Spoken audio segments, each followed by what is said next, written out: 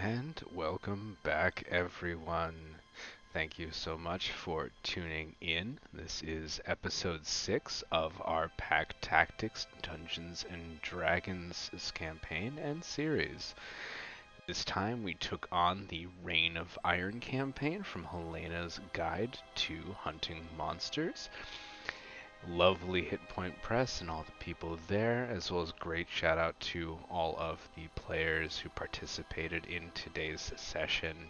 Had a lot of fun and a lot of great adventures. If you do like the content, go ahead and hit that like button. Helps me out a ton on YouTube, as well as hit that subscription button if you want to be notified of any and all future content and uploads. But without further ado, let's get into it. Well, welcome back to another session of Pack Tactics, where our intrepid group of adventurers had last left off. They took up Dr. Stein on his request to go and investigate well, both his missing tower as well as apparently his missing brother. Wandering through the Tangle Pines crossroads for some time before they eventually did encounter this tavern with a seemingly cowering man kind of standing outside. Warmth emanating from the tavern, the raucous cheers from within, kind of gave off very conflicting signals. And after interrogating him a little bit, they found out that his passing caravan had entered into the tavern to stay for the night, never to emerge the next morning. At the sound of screams, he had called the guards, who also did enter the tavern, attending or apparently trying to help those who were in danger. However, the guards themselves also, from his reports, did not emerge. Our heroes took up the mantle of heroism, seeing that the potential mark of the area was kind of assaulting or assailing those around. They entered the tavern, finding it to be infested with mimics. After quite a harrowing fight, of which varying sizes of the tavern were seen to shape and shift around them, they eventually saw the figure of John Joe Starr emerging from the walls as Dr. Stein knocked on the crystal hung about Coraline's neck, prompting a conversation and asking if they wanted him to take over and contain his brother. They took him up on this offer, and he promptly emerged from the crystal, walked up to Johnjo, and the majority of the tavern was kind of sucked into this arcane crystal, leaving them all in the clearing of the Tanglepine crossroads. Dr. Stein did mention that if there were any arcane amongst the party or in the guild, he would be willing to teach them a spell from his particular specialty, biomancy, free of charge, as well as giving them an additional reward for not having slain his brother, who, in his words, absconded with his tower in the pursuits of immortality.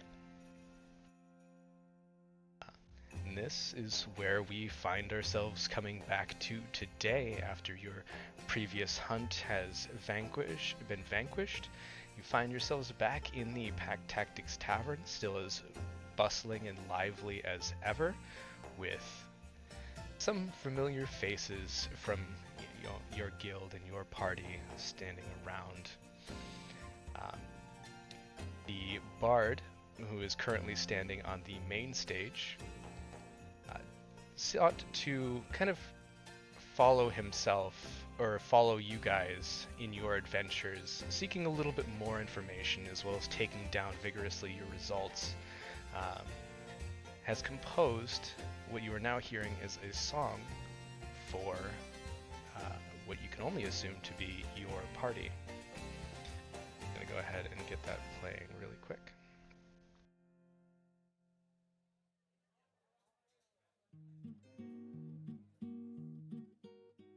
This tale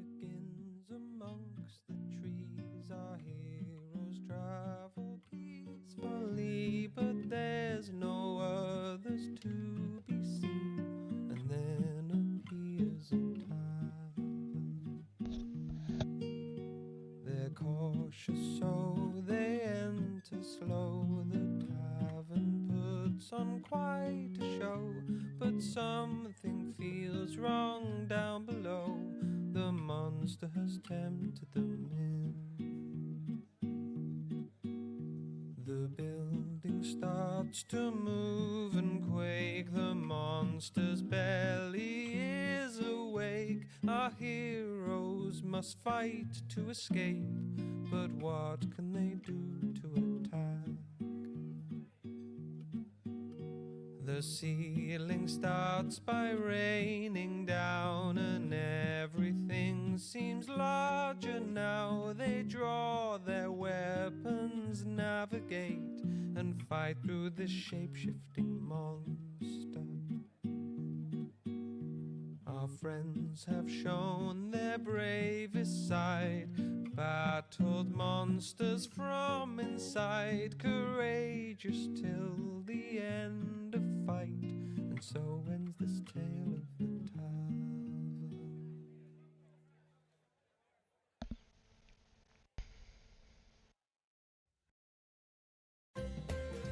That is where we pick up today. You guys kind of seeing just the first time of his performance standing up. It seems like he's been practicing for quite a while for this song as tribute to you all. That's really cool. Dude, I love Loot Tavern. All the books Like, they just have. on a side note, like, that's really cool. Many of the adventures that you do, you seem to now have a bit of an entourage kind of traveling behind, and God, Loot Tavern does good songs. Mm-hmm. Are we famous? It's starting to sound like that. Carla, it's like, she's like, are we getting that, what is that, like, notoriety? She's like, are people gonna wanna, like, have our autograph later, maybe? It's like this friend of mine always used to say. He said, "I so really chutnut shall be known." Oh, And I think what? Did you say a Willie chut? Chutnut of the Chutnuts? Yeah, he's super famous. They shut all the nuts. Did they actually hurl nuts at people in the crowd? That sounds dangerous. What if they got in someone's only if you're eye? in the first couple rows. After that, the velocity kind of dies off. Okay, so don't sit in the first row. She's like, if we get famous and we perform concerts, let's not throw nuts at people. Doesn't sound like a good time. I agree. That does sound like it would ruin the experience. What do you say? I'm looking to build some stuff. Maybe. She's like, oh, she's gonna be right. She's just like, tell her, and she's gonna like, I don't know if you talked to the Stein guy or if we need to find him, but something magic, and I thought of you and was like, we have to give that to Telly. And then yeah, we got stuff. We didn't get anything last time from this big mimic house. They tried to eat us. It was all like we were in pots and pans and we were going to get cooked, and it was really trippy. I don't think you would have had a good time if you were there. But It sounds confusing. it was confusing and kind of scary, but also kind of cool. It definitely felt like I had a dream about that one time. She's like, but yeah, we can. It was very magic, and I didn't understand any of it.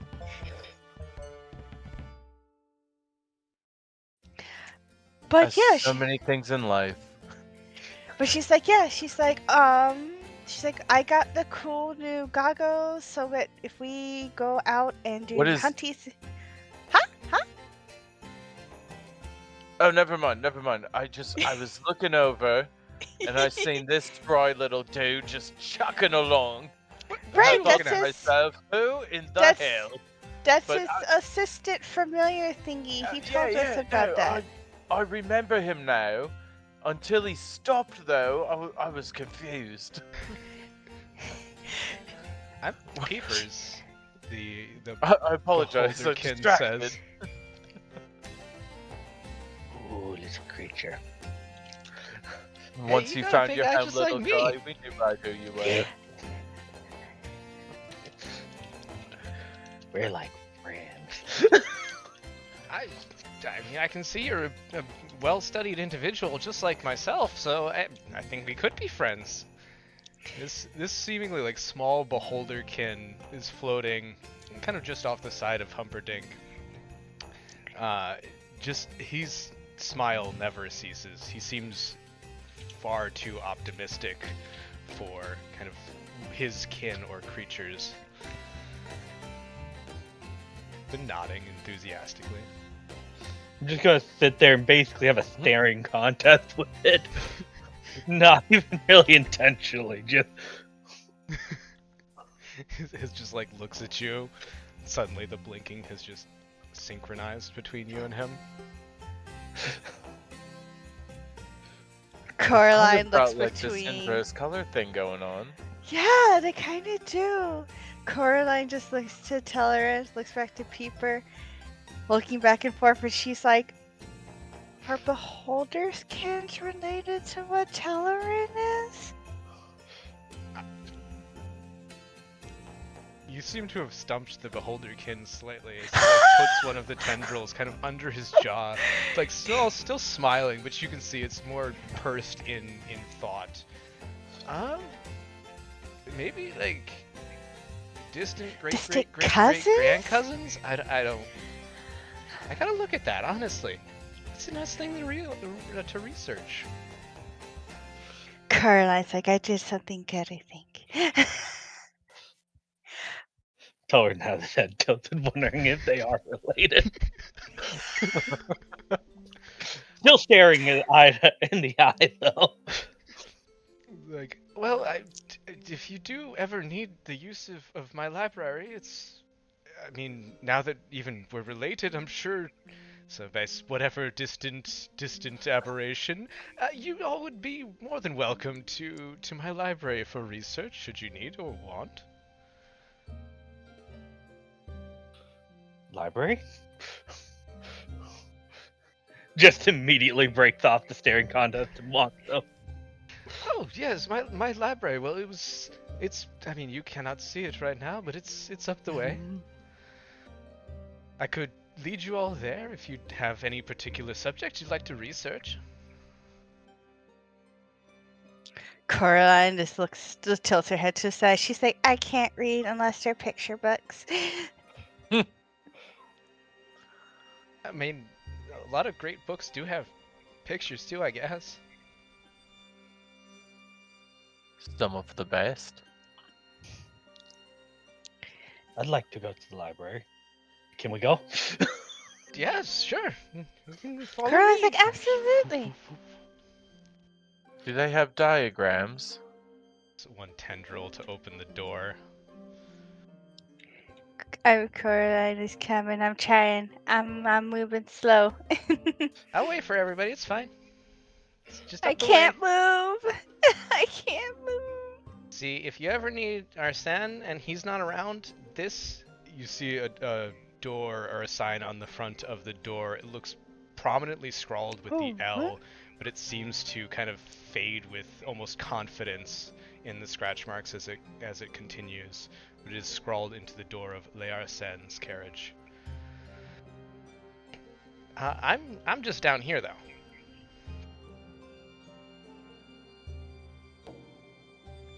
Welcome to my library and study. He kind of ushers you in with the eye tendrils, just showing around this kind of arcane globe, as well as just rows and rows of books, open scrolls.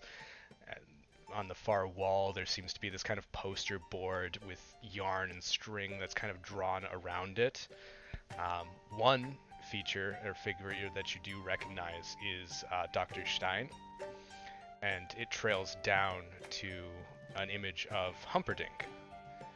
However, it does go up to what looks like a sandy desert area almost. But it does look very mad, how shall we say. What's this? I'm kind of studying the differences of biomancy through the ages. I know Humperdinck has been a practitioner of it. I know Stein was a practitioner of it. But honestly, I think some of its origins actually go a little bit further back. I'm just trying to pin that down right now. Would you happen to know the nature of their study? Biomancy? That was a poor question. His whole head just tilts to the side as he I responds. see. I meant more specifically, were they looking to do with the biomancy research? I know Stein kind of says he's the grandfather of biomancy, but like I said, I think it goes a little bit further back, and I'm trying to trace down and pinpoint some of its origins. I can't really tell you why other wizards study different schools of spells, though. I know Humperdinck does it because, well, he actively like looks around before walking past you guys and closing the door. I don't know if you guys noticed, but he's a Dampier. Coraline just kind of squints, and she's like making she opens like her mouth to show like all her sharp pointed teeth, but she's like, is that a vampire with the bite? Yeah, kinda. They're not as inherently kind of evil as vampires. They can go kind of either way.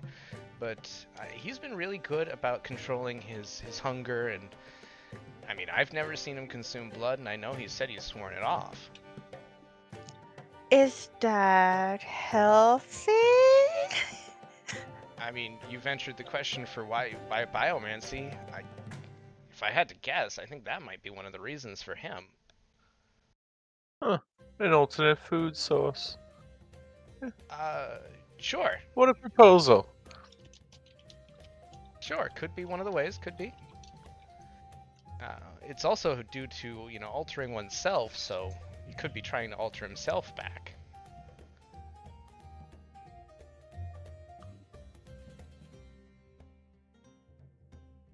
I mean, I'm sure if you'd speak to him about it, he'd be open. Tilts her head to the side, and she's like, wait, you said change himself back, like to not, what is the thing you said? A Dampier? Dampier? Oh, yeah, that. So he wasn't always one? Well, I mean, if you want to study some Dampier lore and knowledge, I'm sure that I have that around here. But I don't... I think Dampier... Well, change himself back might not be the right one. Because Dampier are basically kind of the offspring of vampires and humans. A lot of people see it as like this unholy alliance. I'm not necessarily sure when it manifests in adolescence, but... And which particular side of that lineage is he trying to expunge? Ooh, big words. I think, honestly, the vampirism one? Just have to check. He's really afraid that if he starts consuming blood, he give in to those instincts, because they can be quite strong. But like I said, he's been my best friend, and he's honestly a great individual since I've known him. He seems like a really good guy. So, I mean, she's just thinking. She's like, I guess I kind of, She's trying to find the best way to phrase it. She's like, if he doesn't want to give into those instincts, she's like, I think I kind of get it. She's like, my people eat each other, so I think if I ate another one of me, I would want to consume more. She's like, so I think I kind of get it. It's a little scary, but she's like, I think you could still be yourself without having to change yourself. I think so too. But it doesn't hurt to research and try, does it? Right, and assuming you wanted somebody to be something they weren't, like let's say for example, this giant metal creation next to me. What are the extents of his research? Is it organic to organic? Or do we have? Can we mix on the fly machine and organic material? I'm sure once you know, gotten up to that point, I don't see why it wouldn't be possible. That sounds This fun. is fascinating work. I know some minor dwarves that got into some like magitech, a combination of like technology and magic, and I mean, if it goes wrong, sometimes it can take over. So you have to be very careful, but like I said, I don't see why it's not possible. Do you have a way I could get in touch with these dwarves? I mean, I kind of thinks for a second. I think one of the hunts today might actually go to one of their older mines. You might find some stuff there. Ooh, that's something to think of. Yeah, I think it's the one in Haemspire Peak. Oh, Caroline, mental note, horse, fire, pink. She's like, tell her, and she's like, Horsefire. I don't. Horse I immediately fire? started looking for a journal. I was like, hold on. I was saying. I will type it out. Coraline's like, tell her. She's like, you're really smart. She's like, do you have a journal? She's like, you should write these things down. Oh, Haemspire, Oh, my bad. Thorin will write as much as he can down of it all.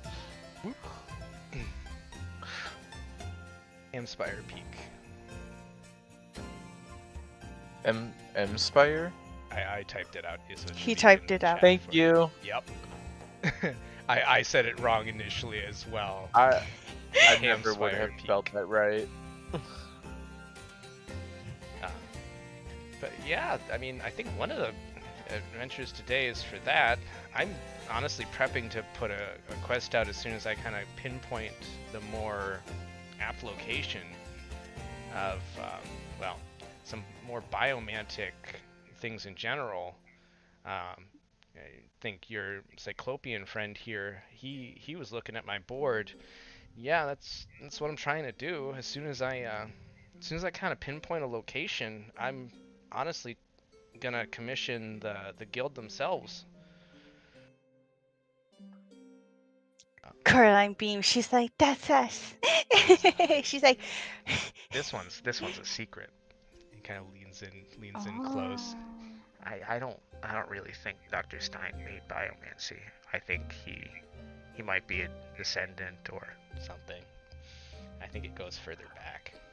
But he's Mere adaptation. he's kind of sensitive about that, so I don't know if I tell him. As I suspect he should be. Oh, guys, I am jimmying in my jollies right now. Could we take a step to the counter, perhaps, and go on an adventure? Do we have everything that we need for an adventure? I mean, you guys are welcome in my library at any point. If you do want to do as much research on the hunts beforehand, I know that the counter does, they do an alright job. But you can always, you know, research some books and things when you know more about your mark. And you would give us free access to your library? I mean, sure. Just You No. are truly a good friend. no fire or anything like that. You know, old scrolls and such. Oh, of course. Fire's bad for books. Very, yes. True, true.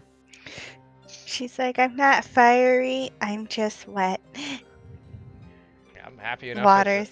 as a familiar. Humperdinck lets me have my own library, so I think it's only fair to share that privileges with other people.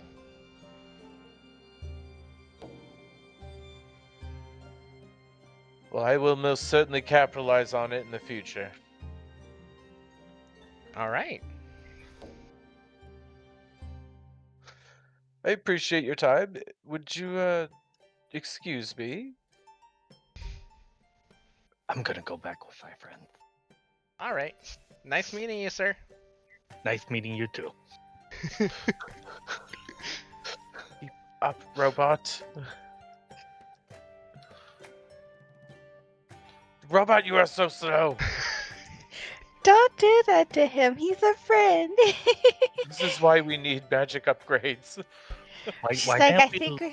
She's look like, I to think. see if he had it? I think we need money for upgrades. Yes, probably. She's like, I feel like we have parts to do stuff.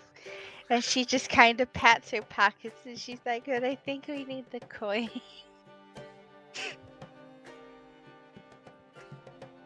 I'm bringing you back, Coraline. I can't move. I'm stuck in a black space forever. Just true story. So I don't actually know what's happening Oh, because everything's frozen on my side and I can't move or do anything. Oh, damn. So you may just have to move me if we're moving from place to place, maybe. I'm struggling. I'm lost to the abyss forever. Oh no. I would say Lost. either try clearing out your browser cookies, or maybe try using a different browser. Probably. I'll try The that. frame rate issue, that's entirely on your side. I know. I don't know what's causing it today. All right, Coraline is just gonna go meditate for a little bit. So you guys go have fun. She's just processing. Well, I most certainly would be enthralled to visit these dwarves. I mean, you're wanting to look up Magitech. Why didn't you ask if he had any books in his library of Magitech? Because when offered the source, I always choose to go to the source. But they might not be the source.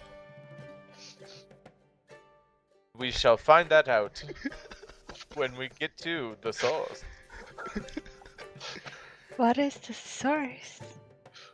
Well, the source is when we go to The source. to the place and the thing, the where the dwarves are, the mines. It's like, Coraline's like, I'm honestly, I have no trying. idea. I'm just talking out my ass.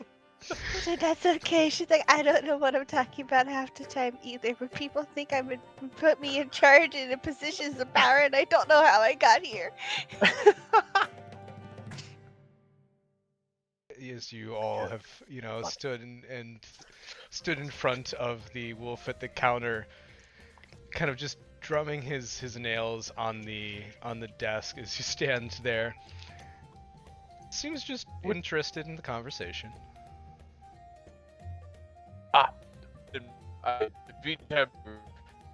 Oh no. I would be interested in speaking with you, Mr. Wolf, on an adventure you have regarding the dwarves. Forgive me if I'm pronouncing this wrong. Haemspire Peak? Oh no, he kind of says you're pronouncing it well, I think. Well, mimicry is kind of my thing. Haemspire Peak is indeed one of our marks today, or at least in that general location. Rifles through some of his notes. I believe it leads up to the Haemspire Monastery. There used to be an old mine there, if that's what you're referring to. That sounds like what we were looking for. Kind of wanders over. He's gonna grab one of the crystals and kind of step back over. Were you interested in the mark for that hunt, or? Well, I suppose let me confer with my group before again. Is everybody okay with this? I've kind of just jumped on this. No, she's like, it's fine. She's like, I'm always happy to go on a hunt. And she's like, if this is what you want to do, she's like, I'm here for it. And she's like, tell her, and you can always speak up too if you like to do stuff and things too. Magic of The it pro- is fantastic. the processing wheels in Coraline's brain Right, good man. are moving. She's fast as fuck now, boys. Oh, where did that dragon come from? Oh, I'm sorry. I was just prepping and showing you the mark Wait, for what's that? Haemspire Caroline's- Monastery. Coraline just kind Oh. of pawing at the hologram. She just looks at it and tries to like touch it, put her like tendrils through like the wings, and she's like, "Oh, is this a dragon?" She's like, "Is this legal? Is this deadly?"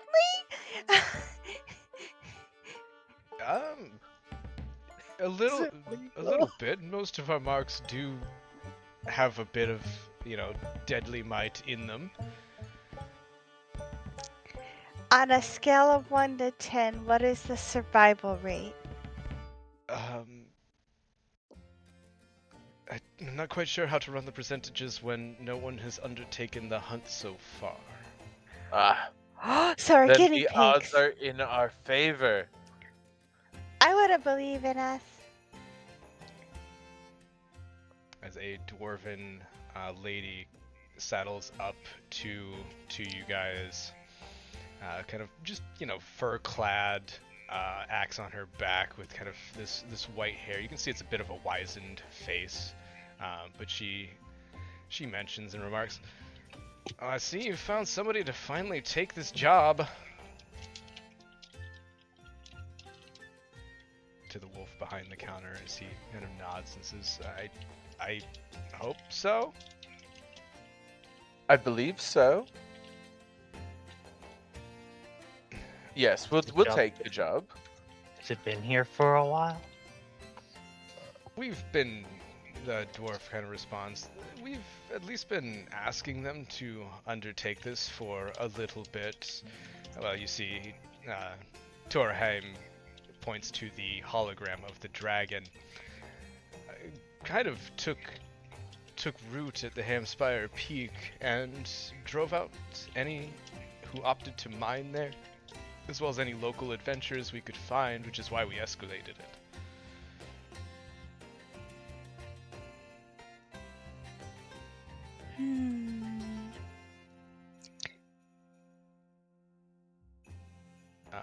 And she is also going to slap down on the counter what looks to be a kind of iron, or this looks like just a chunk of almost raw ore. And she kind of sets down at the table. Looks to be cracked or broken on one side of it, but it's the same colorations as the dragon itself. She puts it down on the counter for you all to inspect. I would like to do that. Do you have anything iron on your person? Or ferrous? Let me I double check. don't believe so. The 2 daggers in Oh, your yeah. pack begin to rustle in their sheath, almost seemingly drawn to this piece. I pull them out and see what happened. Are you attempting to hold on to these daggers? No. Okay. Oh. As you pull out the daggers and let them go from your grasp, they fly towards the piece of metal on the table and chunk chunk stick to it.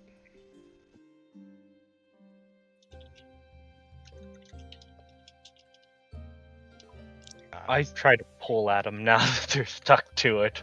I would need a strength ability check for this, please. I think It's not a think- full-on tug.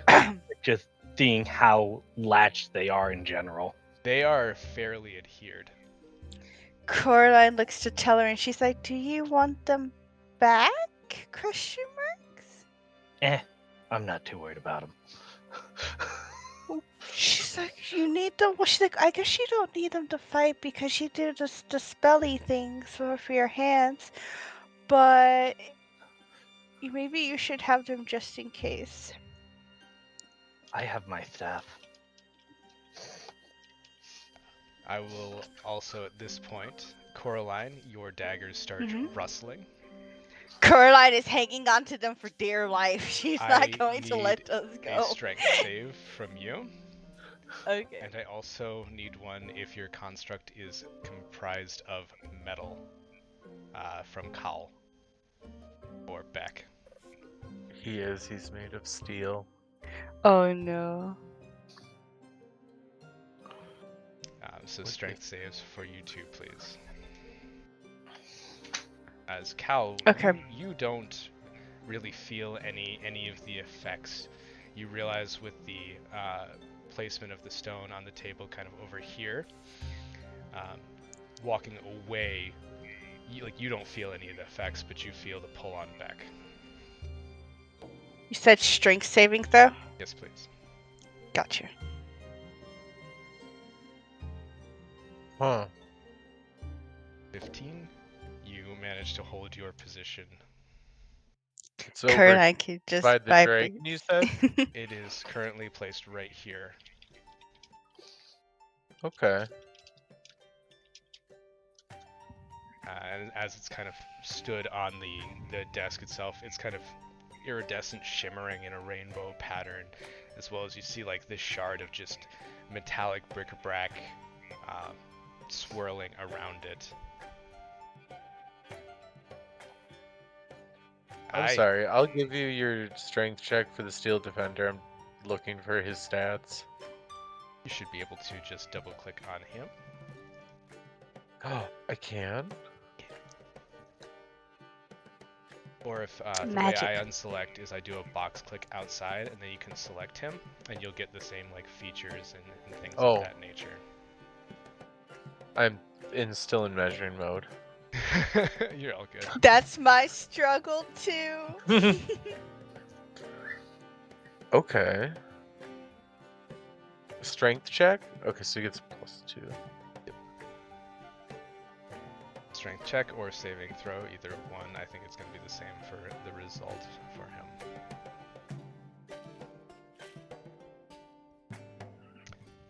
Neither of you, So 18. neither of you move, and the steel defender does not move either.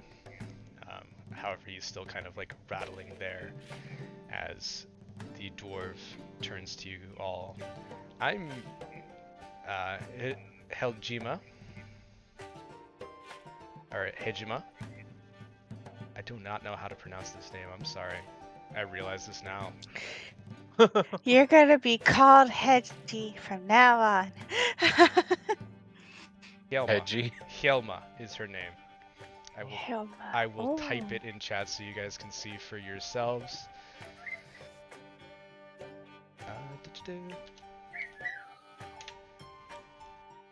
She introduces herself as Hjelma.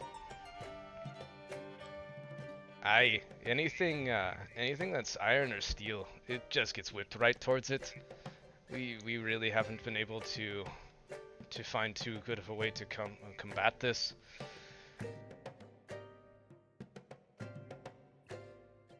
Coraline's just thinking about it, and she's like, I don't know how I'm gonna fight this thing if it's gonna take my dagger. She's like, but if I'm too close enough already, I can just stab it, right? I don't know about that. We had some. We tried archers at first, but even the iron arrow tips, they went all askew in different directions. We weren't really able to make too much of a dent.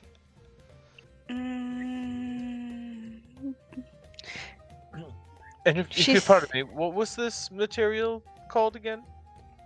Oh, this.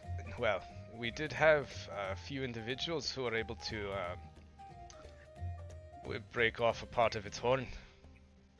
We believe this is the horn of the beast. Oh. Oh. The metallic rocks you see around, that's kind of just the natural accumulation that this beast seems to have. And there's like no like an item or anything that could maybe help not have metal things be just like and taken away. Well, it appears if you stay about 10 feet away from it, you should be alright. Caroline just kind of makes a sad face. She's like, I use daggers. She's like, I have a bow. She's like, I use iron tips on my bow. We've had difficulties with anything ferrous. I'm keeping a tight grip on my heft of my axe to make sure it doesn't fly towards us as well. She's like, she's like, I'm fine with doing this. And she's like, might rely on a lot of magic. And she's like, let's just make sure we're really, really, really, really prepared before we go out. This is why we should look into that biomancy more. If we could turn all of our weapons into organic material, this wouldn't affect us. I don't think the small bird creature is wrong in that one. It does seem to have accumulated. Well, we had a bit of a weapons mine, and as she shows this, she kind of depicts the scene of many of her individuals kind of rushing away from Haemspire Peak, carrying what little they could, with a rain of swords, in her words, came down upon us as we tried to flee. We had to rush out to the monastery we were staying as a base camp, and yeah, some of us were not very fortunate to have made it. But did at least notice that some of the area itself was, let's just say it was hard going for those who are more clad in the magnetic. In the metal. Mm.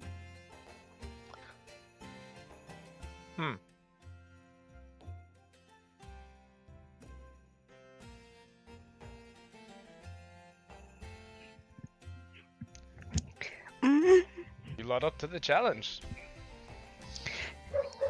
She's gonna be like, that's gonna be up to you. She's gonna be like, Carl, I know you have your steel friend. I use a lot of steel.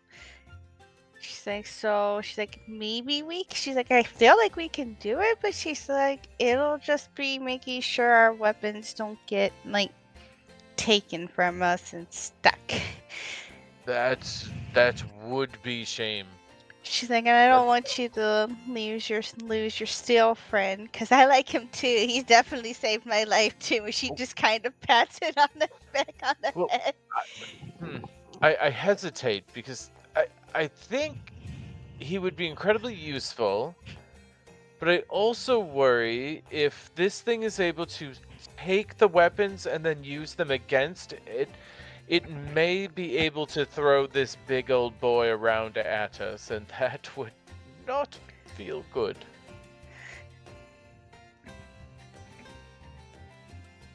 We She's could always like, go to the library and see if there's any more information on this, or maybe anything about magnetism.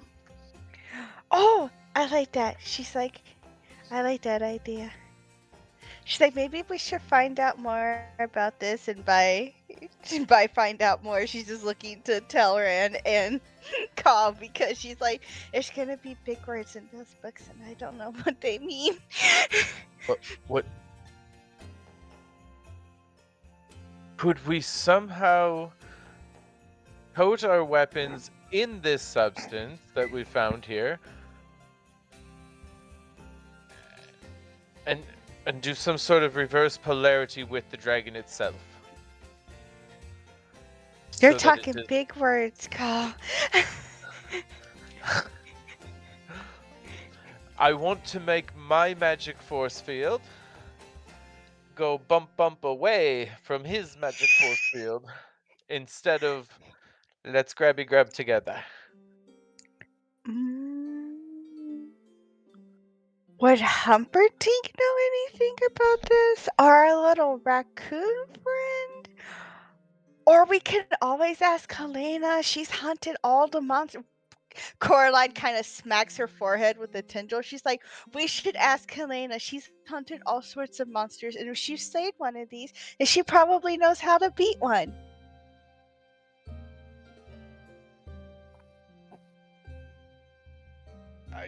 I don't know myself. You can go and ask her. But I do need to know if you're going to take it or not. Oh yes, we're going to take it. This is far too fascinating not to. She's like, we just need to do some research and find more things about it before we go. And she's like, do we want to break and group and try to find out what we can, and then we'll meet back and see what we discover? Yes. She's like, I would okay. like to go to the library. She's like, points to call and tell her, and she's like, you guys do the book thing. She's like, I'm gonna go talk to people. It's a plan. Break. Go The team! wolf nods behind the counter before putting the illusion away and handing over the crystal. Coraline pauses. She's like, wait, Okay. what is this thing called again? What are we hunting? What is its name? Kind of checks. Was it Torheim? No. Oh no, that's. Well, we do know its classification, or at least what we've classified it as. The wolf kind of nods. It's a Magnetite Dragon. Magnetite Dragon. Got it. Magnetite Dragon. Magnetite Dragon. Magnetite Dragon. She's just repeating that to herself as she's going across the bar. As Hjelma kind of nods. Well, I think its name is Torheim. Kind of shouting at you as you dash away. Her name. Okay.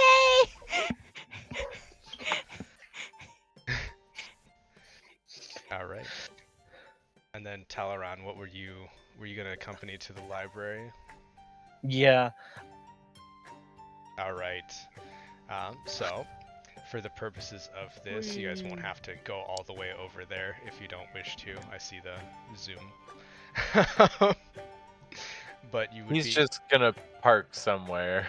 You would both be able to make an intelligence check, or you can elect one of you to take it with advantage during your time researching, as this would take probably about six or so hours to do. How's your intelligence? 17? It's So pretty plus good. three. Do you want to each take a swing at it?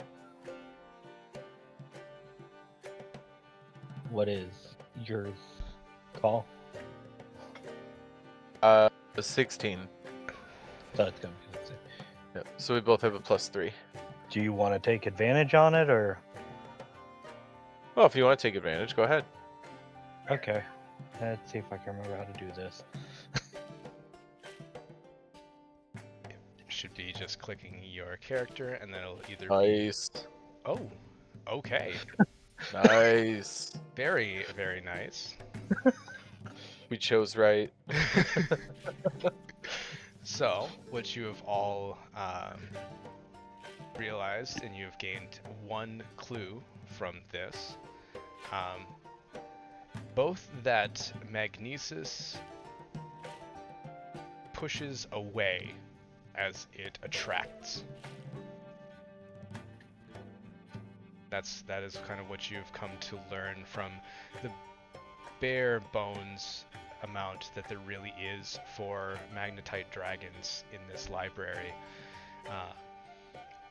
They generally don't have to even flap their wings to stay in the air, mainly just using that natural magnesis of themselves as kind of some of the attracted metals adhered to their body, keep them on a certain plane where they're able to manipulate in their own control. You would also find that there's been reports of Magnetite Dragons in the Haemspire Peak for a bit longer than Hjelma was mentioning they had trouble with. Not the first reported sighting. let you find.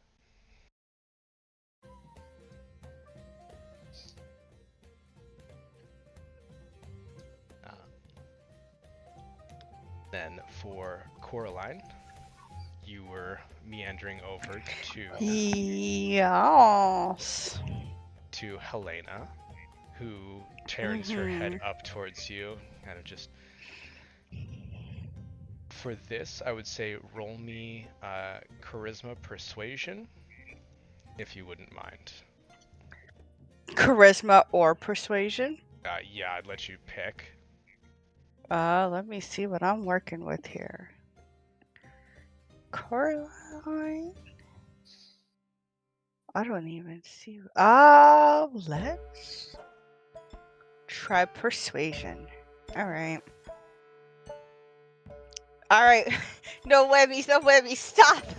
Hey, let's go. Ooh, good rolls all around today. Helena starts to, see you kind of be noticed as well by the bard having an entourage. Definitely promoting that you guys have brought more attention to the tavern itself. More patrons have been coming in just to even hear the local tales, while some have been coerced into adventuring and hunting as well. She's been having a soaring book sale because of that. So she kind of offers to you. I did fight a Magnetite Dragon for my book. Well, I wasn't the first to assail it, as I noticed it off in the distance a bit. It was at war with a red dragon in the midst of the air. I noticed when it got hit by some of the flame and fire, it dropped quite a bit in the air. And that's when I was able to strike at it and take my opportunities where they provided. She's nodding. She's like, so it's weak to fire? I can't say for sure. I didn't use any, but I do know that I had a horn of one of the Magnetite Dragons. And the curious thing is, they do always tend to point back to their source of origin. Kind of like a magnetic north.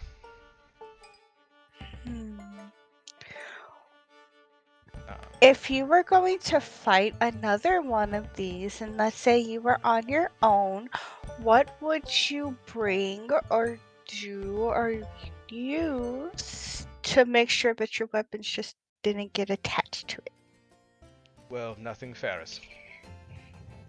Well, I know that.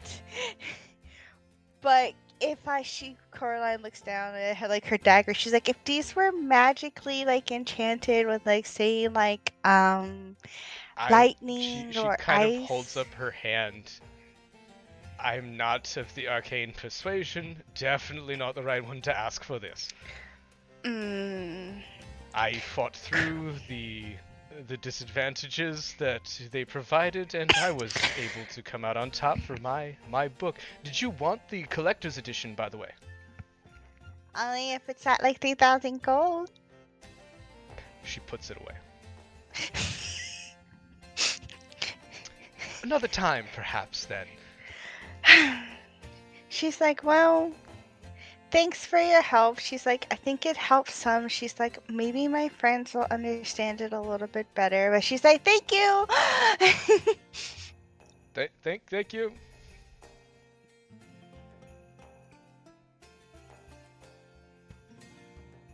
That's what you all will have learned so far. If you're all kind of congeal back together, either to partake of possibly a meal or share your information. It's up to you. Can Coraline we will rest share. before we go? Yes, you would be able to long rest for 5 gold. If you wish to do so. So I share what we have. Okay. You said Coraline shares what she has. Yeah, Coraline would share what she has. She's just gonna say Helena saw one fighting. She's gonna be like, Helena saw two dragons fighting each other. She's like, one was a fire dragon, and then the other was the Magnetite Dragon. And she said when the Magnetite Dragon got hit with fire, it dropped out of the air, and it wasn't okay. So I'm thinking maybe it doesn't like fire. She's like, I don't have any fire. And she's like, I would like fire arrows. She's like, I don't think I'm going to get any fire arrows right now. She's like, fire seems to maybe work a little bit. So, I'm going to go over to Helma and ask if I can see the horn again. It has remained on the counter, and she kind of indicates it over to you. If you all wish, you may take this along. I'm sorry, wrong accent. I don't think it'll be any help to me, but could help you point in the right direction, from what I've heard. So, I'm going to say, well, thank you for that. Then I want to look at Wolf and see if there is, ask him, is there anywhere I can use a heat source? Kind of, the wolf behind the counter kind of raises an eyebrow, but does indicate towards the what seem to be the metal stoves behind him, after removing, like quickly going over and removing some of the pots and pans and more of the free items that are around there, but does indicate you're free to step behind the counter and use it should you wish.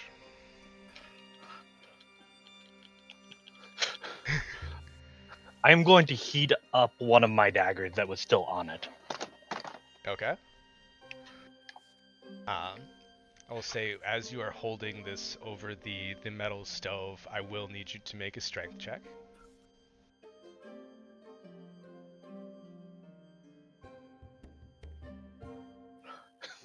All right. Rip. As you are heating it up, the unfortunate part is you will take 3 points of fire damage as the shard kind of just chunks down onto the open flame, and your hand comes in contact with that fire just slightly. The dagger, however, does ding ding ding ding ding ding fall off. It worked. Ow. Oh, Fascinating. And after the residual horn kind of heats up, some of it kind of cracks off, and you see the bits of the bottom where it was broken, as you're much easier to able to lift it off of the table itself and the stove. Heat messes with magnetism from how it sounded, so I wanted to test it. Coraline's like, well, don't do that again because it looks like it hurts. So maybe we, heal before we go. But she's like, so fire bad. Well, fire good in this Well, case. very good. Well, good. fire good in this case. Fire usually bad, but fire good for this. Coraline's like thinking. Gonna go.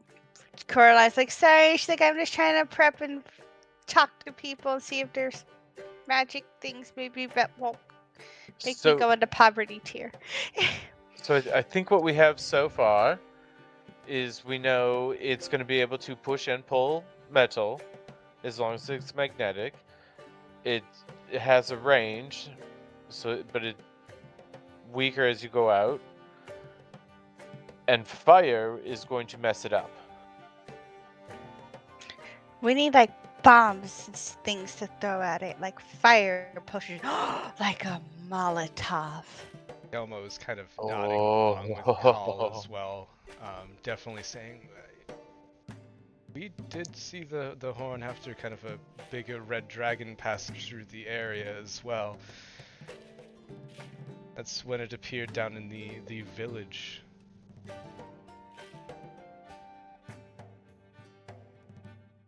It's in the village. There's a village at the foot of the peak. And the dragon lives there. No? Oh, well, alright. I'm pretty sure it lives on the peak. Yeah, I suppose that would make more sense.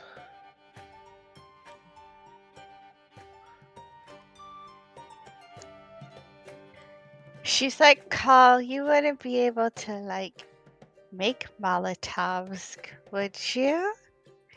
Like, you know, like some sort of like alcohol, like you can light it on fire and it's like a flammable substance. Like it could Super be looking. that could be thrown. I will say as well for Yeah. Aku, as we didn't go over this too terribly much. You unfortunately were absent for the last session when I implemented a lot of this.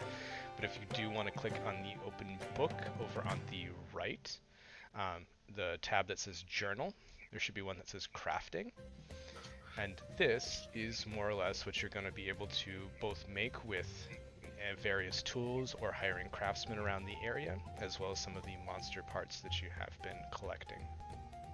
Okay. So it's quite a long, fairly comprehensive list. I will look into that.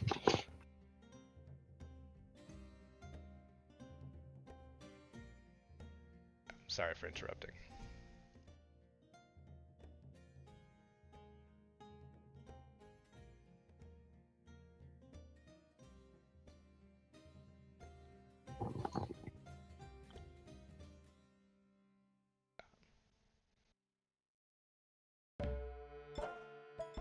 So, what would you all like to do? Is there a way that I can have fire arrows? I would say you have a why do I forget the name of Kyle's class? Artificer. You have a artificer. You also have Learsen. You can certainly try. Okay, Coraline's gonna go to Larson and she's just going to be like, I have a very crazy and insane thing to ask. I mean, that's generally the best way to wake up in the morning, in my opinion. What you got, little lady? She's like, I'm fighting something that does something polar magnet thingies. My friends can explain it better than I can, but fire is good in this case, and I need either fire daggers, like fire on my daggers, or fire arrows. Okay. Like a fire enchantment? Ooh, yes. You talk about like something you dip your daggers in and then light it. Or arrows. I don't think they go very far. She's like, daggers on fire would be okay, I think. She's like, as long as they wouldn't burn me in return and everything. She's like, so could you like do like a temporary enchantment to make them all flamey? He kind of laughs a little bit when you say as long as they won't burn me. Well, that was the easiest way. Well, she's like, maybe because I'm wet all the time. She's like, if I hold the handles, it'll balance it out. Right. She's Metal just is smiling. conducive material, so I mean, if you do light one end on fire, it's gonna travel to the hilt at one point. Heat metal has definitely been an interesting experience, for sure, for me. I mean, I can definitely research that. I don't know how soon I'd be able to make it happen. Distress jellyfish sound. She just kind of like deflates and flattens out a little bit. She's like, no, it's okay. She's like, we're gonna be fighting this soon. And she's like, I'm worried that my daggers are gonna get slurped away and like sucked into the ocean like a whirlpool, and I won't be able to fight or do anything. If you're just trying to light it on fire, I could give you, like, oil and a candle. Or a tinderbox. Learsen kind of points over to Kal and just this bird gets it. She's like, I know he's the best. She's like, okay. She's like, I'm just trying to be Vials of prepared. oil was what I was gonna offer too. Oh, and she's like, well, if my bird friend can do that, Hey, she's like, hey! then I have. I'll get him next time. She's like, I could do it for free. Why am I gonna? She's paying money. No, she can't. She's Shouts like, disgruntledly as he watches his paycheck walk away. I need a paycheck too, so I can give you your paycheck. Well, Sid needs to eat, baby. So does Coraline.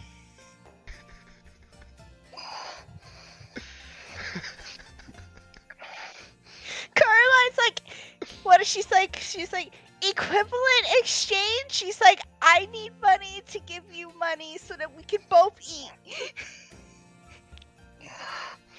Tilts his head at this. But if you buy the oil, you get the hunt gold. Okay. She's like, I may not have the money to buy the oil. She's like, anyway, he looks at Colin. She's like, so if you can do that, she's like, I can just light my daggers on fire. She's like, I'll pick some entity into the stars and hope for the best. Yeah, absolutely. I will use my Tinkerer's. I forget what it's called. It's my Tinker magic to make oil. Yeah, it is. Uh, Let me double check. Yeah, it should be your Tinker's Magic. Yeah. How this would be, yeah, your uses for this. You want to make, how much oil would you like to make? As much as I can. That would be 3 vials of oil. And we'll say for the purposes of this, yeah, you could make Let's up to, go up down to to 2. Yeah, you could I'll make make up to 2. 3. And just to explain, you know that anything that you have made with this magic will disappear after a long rest. Yes. So it's going to be 2 vials of oil, and you'll be down to 1 Tinker's Magic, unless you basically tell me otherwise. I'll say that even through the adventure and the long rests, you'd be able to keep those. Okay. Gotcha. Yep. Yeah. No, I'll make 2 files and I'll hand them both over to her. Go, here you go. 1 for each of your daggers. Ooh, and she'll take them. She's like, so I just need to just put this oil on my daggers and then use a tinderbox, light them on fire, and it's all good from there.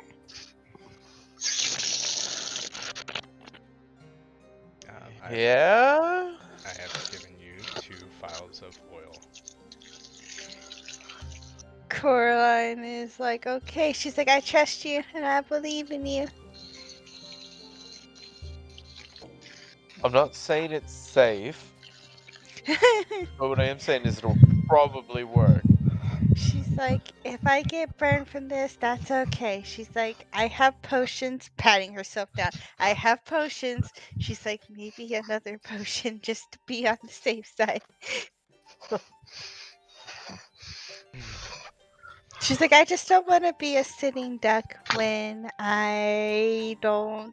So she's like, when I can't bite, because she's like, I don't know what I'm gonna do. She's like, I guess I can just punch it, but she's like, I'd rather not do that.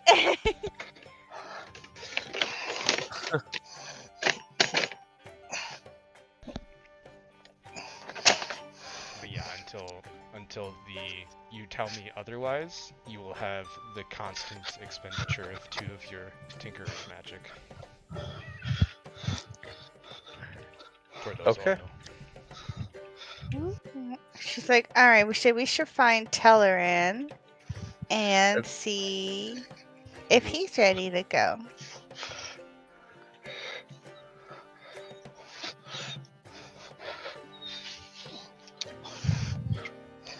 tell her up. Are you ready to depart, as your party has asked?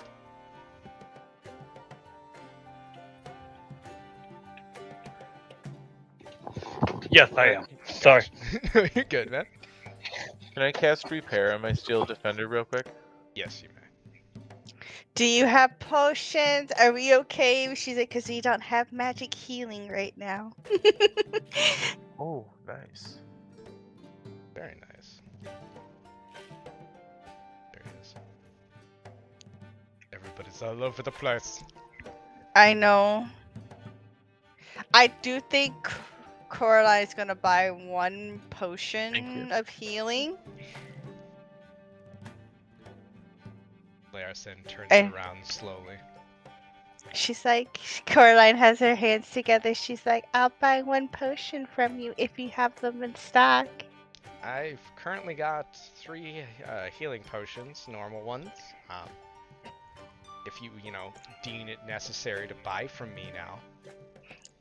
She's like, I love you. And she'll just pat him on the head. She's like, yes, I like to buy one from you. It'll be 20 gold. She's like, I promise I'll come spend more money when I have the money. Okay. I have removed the gold from in D&D Beyond, by the way, from my inventory. Okay. Do you have healer's kits? I do. I have, I think, 1 or 2 on me. Can I buy them? Give me 1 sec. And then this is that. I'll give you 1 potion, Coraline. Then let me check up healer's kits. Yeah, I'd sell them to you for about 3 gold. Can I buy both? That'd be 6 gold, but sure. Alright, I added them. Oh, you added them to your... Yeah, I did it through Foundry. Oh, you gotcha. Do you want me to take off the gold, or did you do that? I did that too. Oh, wow. That's so fast. Fast! Harrison kind of looks around, double checking everything, just making sure he himself wasn't robbed. He's like, that was a quick transaction, friend. Thank you. You're very welcome. Anything else you need? You know where I am. That is good for me. Are we still doing the long rest before we go out? I think so. Friends? I'm alright. Okay. Okay. Yeah, if you wish to To do the so as well, you'd portal. be able to kind of long rest after the first survival check that you guys go through, more or less. Okay. All the information we got, because, again, with my character, do I have food for thought active? Meaning I only need to eat half as much? Yes, 100%. Okay. And then I believe advantage on con saves. Yes. Which that also probably be relevant in this. Maybe. But yes, you have learned quite a bit of new information regarding this creature that you're about to undertake the hunt for. So yes, I think that would be active. Ooh. Be right back. I need to use the restroom. Gotcha. Well, she's like, are we good? Carl, do you have potions? I do have potion. Okay, she's like, I think we can get our swirly drinks and go on our way. The dark elf looks over to you all. You guys decided yet? I've seen you kind of running around the tavern today. Ah, shit. Yes, we have. Goodbye. Coraline will go back to Helma. Be like, yes, she's like, we decided we are going to take this on. Are you going to come assist us? Question marks. Me? No. Why not? Because I'm not a member of the guild, and I commissioned them to undertake this hunt for me. My adventuring days are a little bit over. I mean, I still keep in shape, but I'm more of a supervisor now. I want to make sure the mines are safe for my kin. Sorry, wrong accent again, but Oh, she's like, that's okay. She's like, but yeah, she's like, we're gonna take on this hunt for your guild, and hopefully we don't die. I kind of figured when you took the crystal. I don't know how guilds usually work, but yeah, it's good to hear.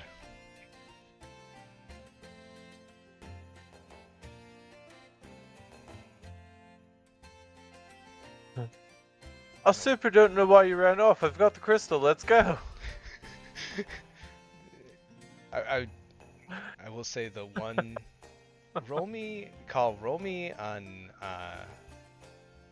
Yeah, if you guys all would roll me an insight, I'll ask Talaran when he comes back. Oh, insight? Okay. Yeah, insight check if you wouldn't mind.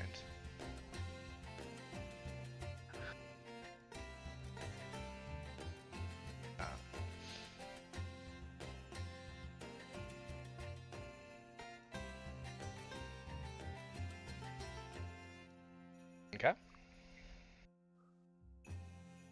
Coraline as well, please. What am I rolling? Insight, please. Gotcha. Ba ba ba da ba ba ba. Oh, Coraline.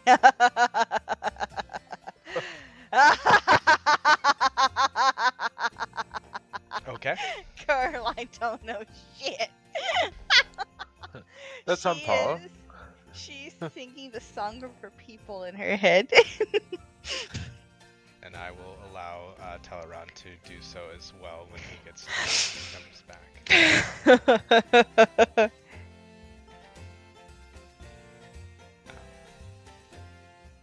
But there's nothing. It seems like she's been upfront. Every information that the information that she's provided, as well as what you've learned in the tavern so far, it's fairly rudimentary for this kind of hunting quest. Oh, Teleran. You would not mind rolling me an insight check, real quick. Oh no. Deal where you can't do worse than I did unless you roll a 1. Okay. Oh. All right, and you will know the proceedings of this when you take your drink. Alright. Well, I'll take a drink. All right. As the dark elf behind the bar has looked up to all of you, she kind of nods a bit.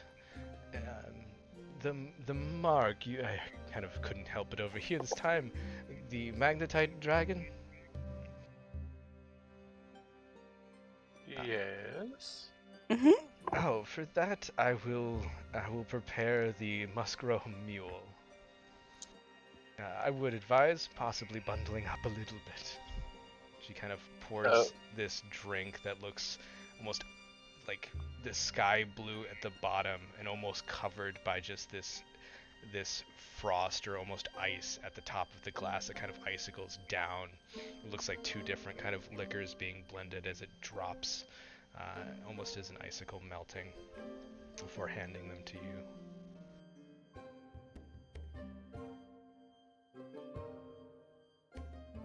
I would. Call will take one.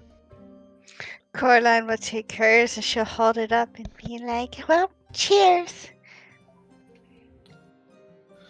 Torin just Cheers. mouth open, leans his head back and just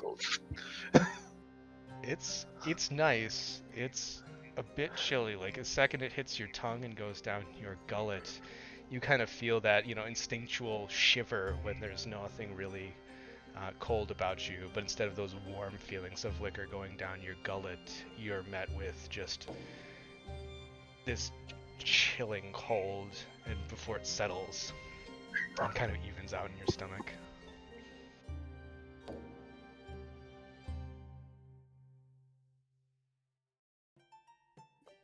She nods, Letitia, to herself. All right, well, I think you all are ready, are you not? As ready as I'm going to be. I believe so. Let's head on. All right. But- Feel that arcane whirring kind of inside of your bodies. Something has attuned once again to you. This familiar feeling that the teleportation circle will now take you where you wish to go. Keep up, robot. He's doing the best he can. He is. She's like, I really hope he doesn't get taken away from you. She's like, but you can make another friend, right? Oh, yeah, no, if he goes away, it's okay. I can make another. The robot just gives you a look. I love you, buddy. Don't worry about it. I'm kidding. I have an appearance. I know. I mean it. You. Unblinking eye continues staring. I love your static. It's part of your personality, your charm. All right. We go and do this. And let me view this. This is all ready for everybody. Yes. As you feel the familiar kind of arcane rush or whoosh take over your system, the first thing that really assaults you is the chill in the area. It seems to be quite cold in the area that you've gone to, as you feel just these small specks of what you can only hope to be or think to be snow kind of hitting your skin and just almost melting and then freezing again from the harsh blustering winds that assault both your body and your ears, opening your eyes to this very frostbitten landscape you see before you now is, well, it's icy, it is snowy, and it looks rather harsh. There does appear to be a mountain spire over in the distance, as well as a few other kind of frosted tipped peaks. Can Call pull out the piece of metal that we had? Yep. Can we use that as a compass perhaps on this ice to see which way it wants to pull? As you kind of, if you place it down on the ice, it kind of spins around and kind of, it points to the largest of the three peaks in your immediate vision. And I'll say for the purposes of that, it's a great idea. You'll get a +2 to the survival check for this, using Nice. that as the compass. Coraline's like, We have a Call. bearing. She's like, you're gonna lead this hunt. She's like, I believe in you. She's like, I'll follow you. She's like, and I'll stab anybody that tries to hurt us. I mean, I really appreciate you putting your faith in me. Are you sure you don't want to do it? I'll help you, but I'm not really the face guy. She's like, Coraline doesn't understand how she keeps getting put into these positions. And she's like, I don't know why people rely on me. And she's like, okay. She's like, I can do it. She's like, if you want to, like, point me in the direction. She's like, is this all, like, frozen water and things and stuff, though? She's like, so I don't know how good I'll do in these environments. She's like, I can try. So, Call is gonna spend about 5 minutes going, okay, so like here's what we have here. Then we line up the stone and look at it, and he's gonna kind of explain to her what's happening. Like, now what do you see? Where should we go? I guess I'm gonna roll for survival because Coraline is gonna probably be maybe looking for like dragon footprints or like anything it might have like dropped from the sky but was flying, or like any sort of signs. So We'll we're say gonna if anybody does have, oh, Yeah, okay. So, Kal, with the +2, you're also able to use the help action if you wish, since you do have proficiency in survival. All right, let's I go. most definitely would love to do that. So I am I love that gonna- narrative. You're rolling it with advantage and an additional +2 Okay. to whatever the result of your roll is. Gotcha. I hit rolled with advantage, so I hope it did the thing. Yep. Can I cast guidance as well? Yes, you would be able to for survival, I'd say. Oops. Hang on. That's Targeted the wrong guidance, man. person. Yeah, welcome to guidance. Guidance. Survival guidance. Alright. Easy enough to do, so go ahead and roll me a 1d4, Coraline, as well, or Kal, whichever Gotcha. you wish to do, or whoever wishes to do so. Oh, go ahead. You can roll it with. All right, roll 1d4. Oh my god. Nice. I guess we're getting ones out the way. That's okay. Ones out the way. So with guidance, it would be a +3 in total, so you get an 18, which is a success. Oh, sweet Jesus, thank God. I would say I need Talaran to please roll me a 1d8.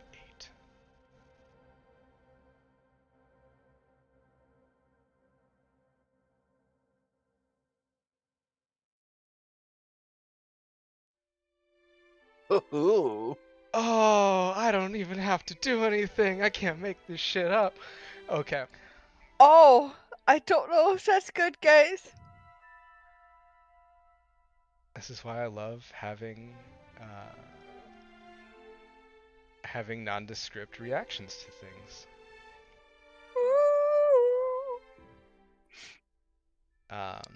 But as you all are wandering the kind of frozen wastelands using the compass as a guide, and kind of Kal assisting Coraline, now very much learned from their adventures on the seas and the coastline of how to navigate, especially having a guaranteed direction. You make your way quite easily. As you all do come upon a very massive yet somewhat familiar black cat with wings, as he's seemingly wandering the opposite direction of you all. Oh no, You Coraline! recognize this to be Heath, the wandering sphinx.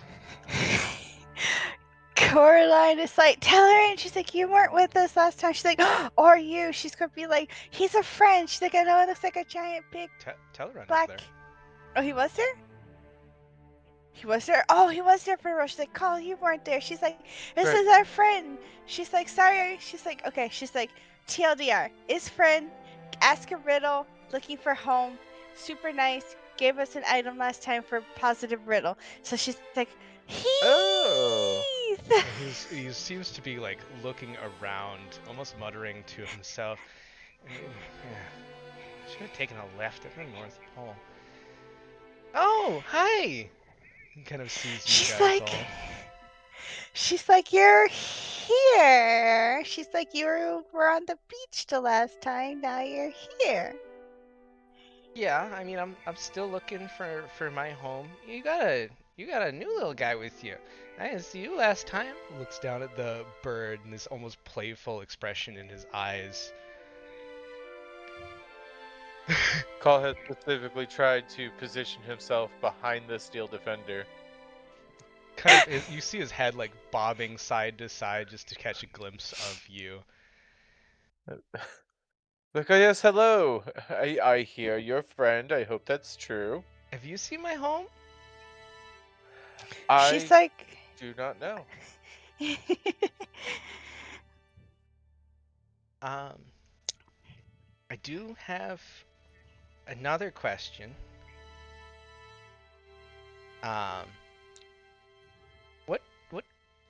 What time is it? Like, when am I? tilts head to the side. She's like, "Is this one of your questions again?" I mean, when am I? Like she tilts her head to the side. And like, what? Like what time is it now? Like you are now? I'm looking for an answer, not more questions.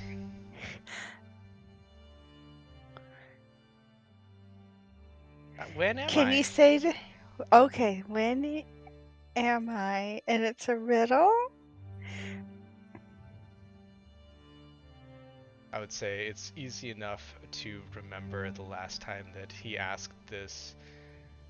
You had kind of mentioned either the time of day or the centaur companion had mentioned the specific year it was, and that seemed to appease the individual.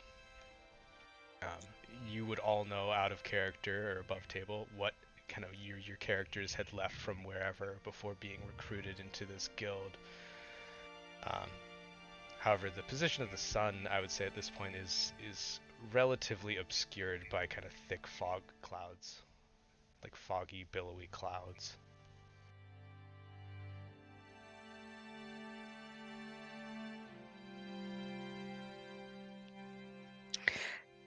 Coraline's like, "Well, I think it's like midday," and she's like, Can Call "Last raise his hand up to do like the finger check with the horizon to estimate hours, like I with his feathers, and to get a more exact time, and then tell him exactly what time it is.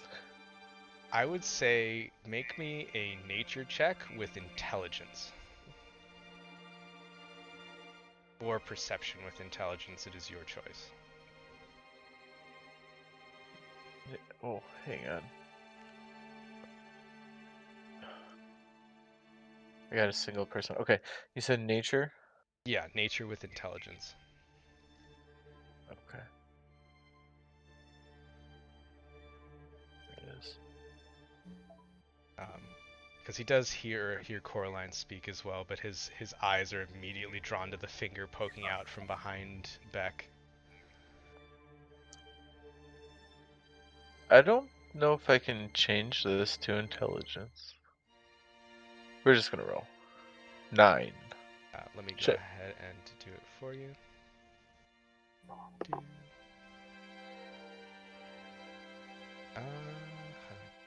That myself. Yeah, so you right click on it, you say edit, and then you basically are able to change what the skill rolls off of. So I'm going to go ahead and give you a roll for it. Oh my god. Huh. I think nature is an intelligence check. Oh, Oh, it is an intelligence. No, That's why I couldn't. it was wisdom before. Oh yeah, you did roll it with intelligence. Yeah. Yeah, nature should be a wisdom, I believe. On D&D Beyond, it says intelligence. That's the only reason I said that. Oh no, you are correct, 100%. I am. All right, yeah, it's already an intelligence. Okay. Oh, okay. I'd say you're able to get the time, especially behind the clouds, down to about like 4 or 5 hours. You're really unsure of what the specific time is, but you do know it is fairly close to midday. Either 4 hours past or 4 hours behind that. You can't pinpoint that part. I would like to relay that to Coraline before she answers. Okay." Just to give her as much Coraline information as possible. Caroline appreciates it and she nods a little bit, and she'll tell that to Heapar, like the positioning and the time and everything from what she got from Call. Okay. And where am I? I got a little lost after the North Pole. Where am I? Haemspire. Haemspire Peak? We're on a mountain? Okay. She's Nods like, to "Yes, himself. this is a mountain. This is mountain, big mountain." She's like, "Be careful. There is dragon around here." And this last one, I will inform you all above table, will be timed. You will all have 7 minutes to answer this riddle once I state it, and I will start the timer. Okay. So, he kind of nods. I got one more question. Okay. What comprises a bank that has no use for money?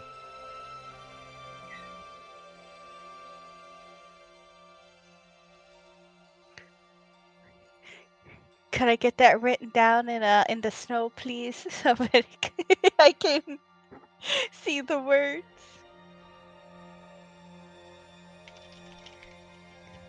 Pretty please, Mr. Heath. Okay, thank you. What comprises a bank that has no use for money? Like Is it that? like a blood bank, perhaps? Fair? I don't think that's it. Oh, no, I'm not answering. We're discussing. Oh, no penalty for wrong answer. Oh, A well, river? no penalty for wrong answer. Then blood bank. Yes. No, Okay. I don't think that What it. comprises a bank with no use for money? What about a river? Oh, a That could river be it. bank. But didn't miners pan for gold back in the day? Oh, yeah. I don't think I that's think right. they do that. It's not like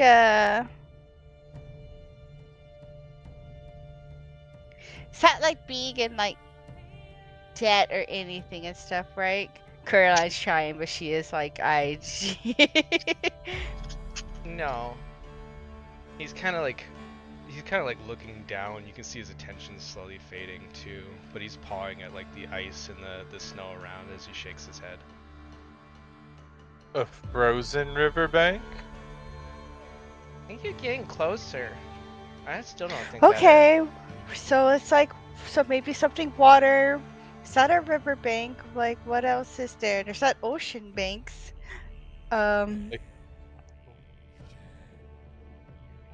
Like a glacier. I still think getting closer, but there's no glacier bank. That's true. mm, Like an ice Ice bank? Yeah. Yeah. See, it sounds good when two people say it.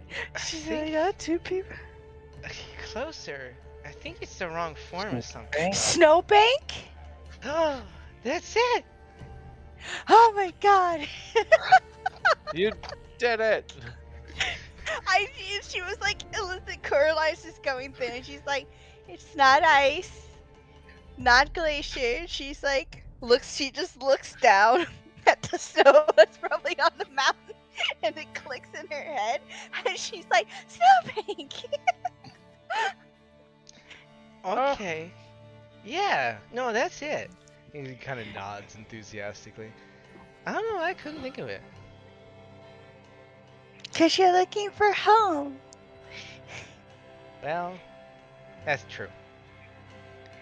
But as he kind of once again paws into the small satchel that's kind of off on the side of him, he pulls out a small vial and kind of sets it in the snowbank ahead of him. The snowbank, as he nods to himself. Thanks for all your help, guys. If you ever do find home, definitely give me a heads up. We will. Okay. And how shall we contact you? That's a good question. I have to think about that one. He'll come He'll back find with another riddle. You guys are smart enough. You'll figure it out. Indeed. 100% before the end of this want to help him find his home. As he once again starts kind of wandering off, this time almost seemingly fading in his form as well, content with the answers that you all have provided. The vial still left in the snowbank for you all. Telrin's waving at him. Gives a Coraline small is wave too. back. She's like, bye. His tail flits back and forth just before rigidly kind of standing straight up, giving that sign of cat happiness. Coraline will reach down to see what the vial is and everything. The vial is the oil of slipperiness. Ooh. It is kind of this sticky black and almost, if you uncork it and smell it, it's this pungent smelling liquid that looks quite heavy and very viscous in the container itself. But it can be used to cover a medium or small creature, along with the equipment you're carrying. Takes about 10 minutes to apply, but you do gain the benefits of the freedom of movement spell for 8 hours after applied.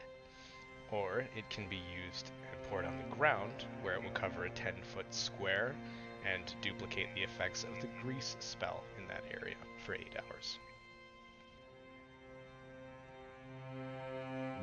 Who would like to? Coraline is gonna give. Well, she'll hold the. She doesn't want it, so she'll just hold it out for Teleran and Call. So if one of them could take it, she's gonna be like, I feel like this will be more useful in your hands than mine.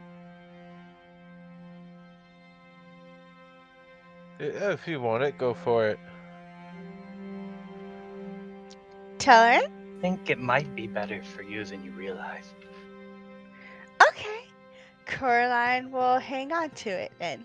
You can't be held down easily, and that means you can get around and stab more.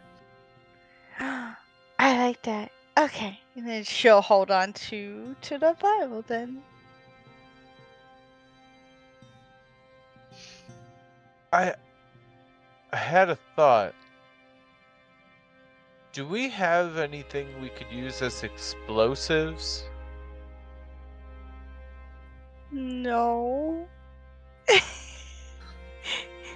Do we have a fuse? Do I have a fuse? Lead the way. No. I must think. Couldn't we use rope as a fuse? I'm sorry? Couldn't we use rope? We could. So what if we put the oil with the fuse in it, light it on something metal, that way when it sucks it up and it gets to it, kaboom! Oh. She's like, Assuming that it gets to it. This might not be the best form of delivery. I'm working on it though. She's like, that's okay. She's like, I guess I'll keep tracking while you keep thinking of things to do. She's like, where's the horn pointing to go now? You've all made relatively good progress at this point. If you do wish to take the benefits of a long rest in this kind of wasteland, you are free to do so. It's been about 3 or 4 days on your journey, but with the benefits of Coraline leading, you found safe passage, safe travel, and an unlikely companion along the way. You would have found kind of just banks of the snow, or been able to find small kind of crest caves as you have come to the foot of the mountain. The compass itself seems to have a bit of difficulty pointing and figuring out where to point now, so you will not right now have the benefit of that +2, because it seems to be pointing up. Okay, well, we'll go ahead and take that long rest.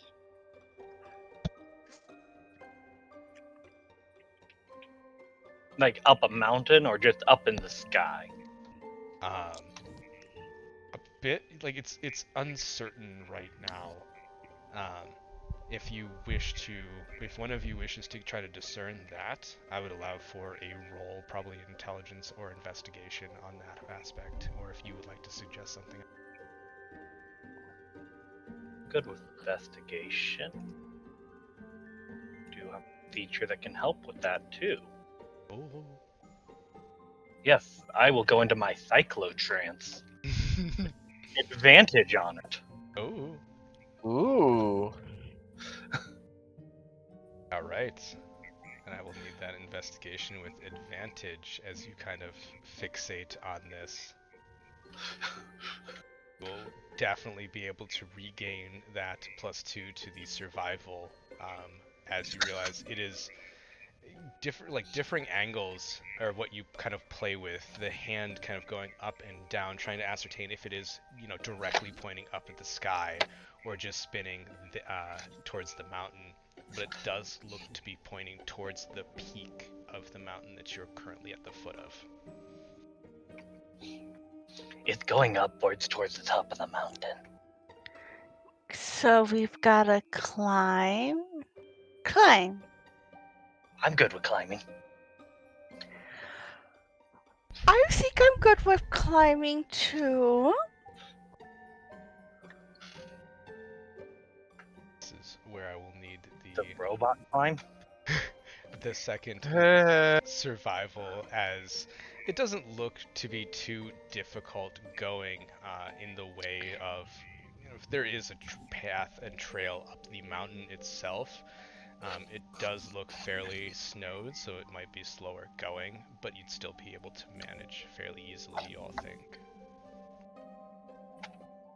All right. Is Carl helping with it or no? oh. Wait a minute. I'm on the wrong guy. Sorry. Okay. Okay. Guidance.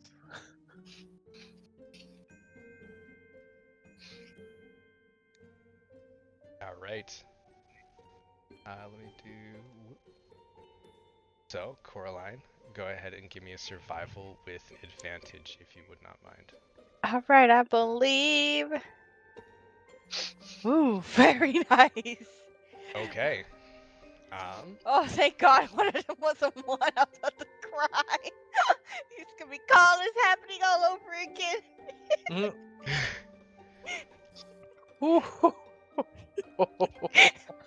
So, a few things do happen as you all are progressing kind of up that mountain path and trail.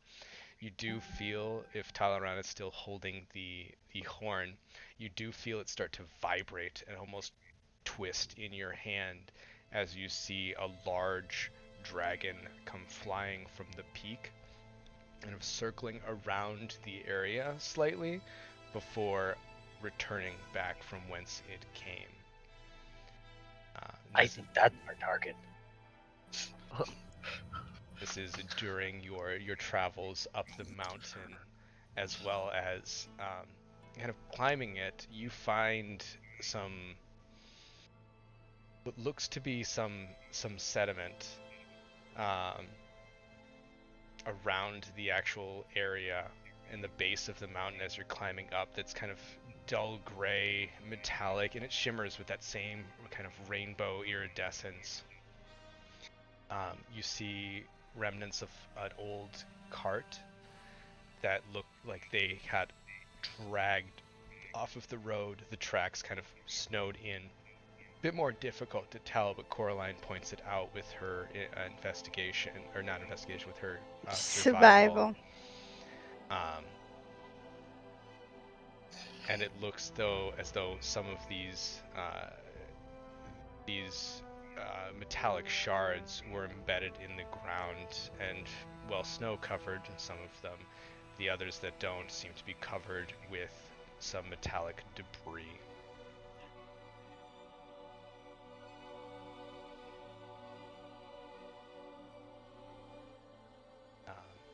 I will also need a 1d8 from, I would say at this point, probably Call. Okay, doke.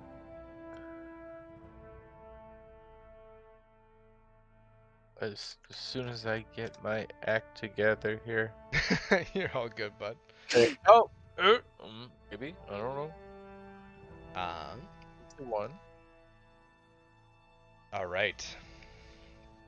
So, as you all are ascending this mountain, you realize you're getting close to your target. The survival checks have been reached, both with successes you needed to track this monster. Um, However, you all feel the temperature begin to sharply plummet. I become a frozen fish out here. You feel like inhaling almost starts to turn like it feels prickly to inhale all the way down into your lungs, um, almost like you're inhaling this icy frozen shards. I need to know what you guys are all doing.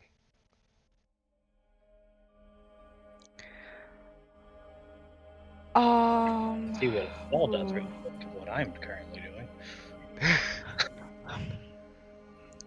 You don't feel like it's beneficial.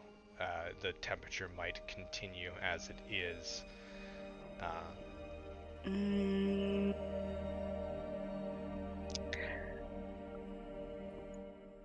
and it's just really freaking cold. It seems to have plummeted rather suddenly, and it does not feel like it is stopping soon. Um, Well, it appears conditions have turned ill into our favor here, and continuing our hunt, perhaps we should bed down for the night. I think that's good. I would agree. Coraline's just thinking, and she's like, if we wake up in the morning and it's still not good, that could just be this part of the mountain where it's just always going to be really cold. She's like, I have a lantern that could help us a little bit, but she's like, I don't know how well it would be. If that is what you guys opt to do, I need to know how you guys are going about finding shelter in this area.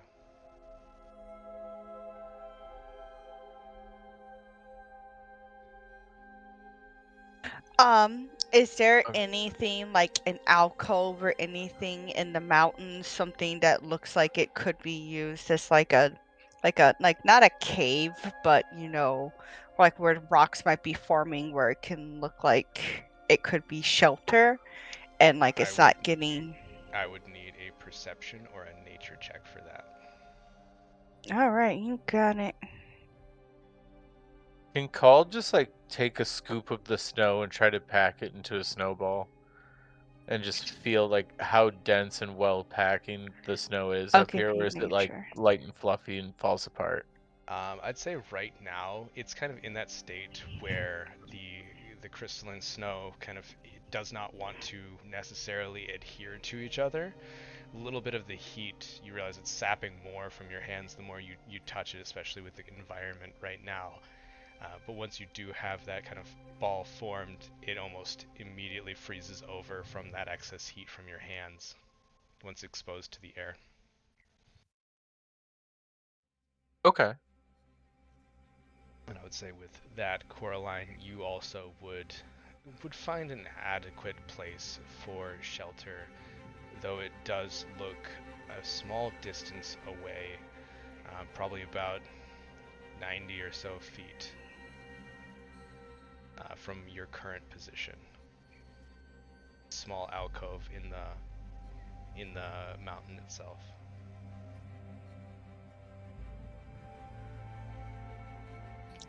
Okay, Coraline will point that out to her friends. So she's going to be like, I think we can use this for temporary shelter. And she's like, I have a tinderbox and a lantern on me. She's like, she's like, maybe we should try to find some wood for a fire. Because she's like, it's going to get really cold. Can I see if this is a magical effect making us colder?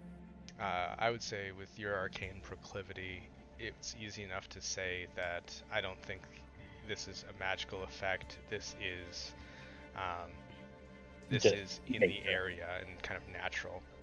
I Okay. would allow for possibly investigation or a straight intelligence check, whichever you wish to do, as it might reveal more as you contemplate.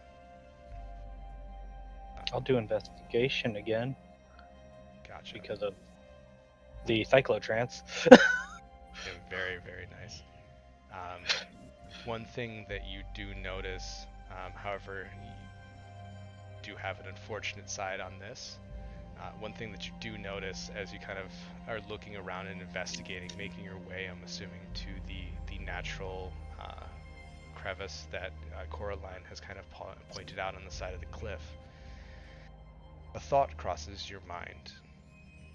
If heat negates some of the magical magnetism from the dragon, wonder what cold may do.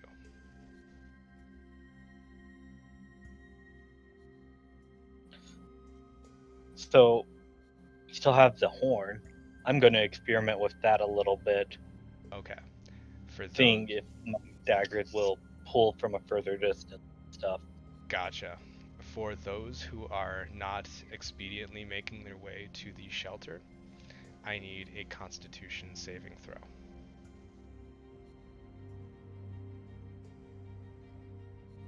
As the temperature has still continued to drop. Oh.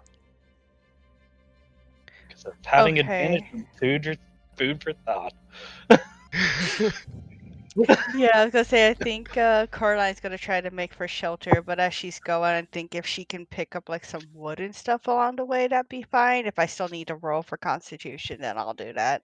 Yeah, I would say it's from some of the uncovered areas around, you'd be able to Oh. maybe find some wood. Goodbye, call. Okay, yeah, Coraline's gonna pick up some wood But as you she would is. have to make a con save. That's fine. Coraline's gonna try to pick up some wood for fire for her friends because yes. All right, and I'm gonna roll. All right, I'm doing okay. Go jellyfish, go jellyfish, go. Okay. So, you guys want Talaran and Coraline, you both succeed. However, in making your way to this shelter, you turn and see your friend Kal, who has been kind of neck and neck with you this entire way.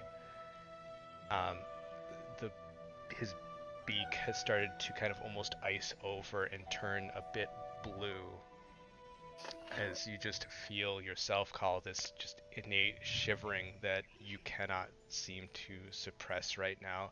Your limbs slow, and you will be proceeding at half movement speed. Woo-doo. Okay. So, I want to grab one of the pieces of wood from Coraline and put some cloth around it and use prestidigitation to make it a fire and kind of try to warm up Call. Okay. I'll say for that and during that, as it would still take him with 30 feet of movement, if you're dashing another round or two to get to the shelter, I would allow you to make another Constitution save to attempt to negate the effects.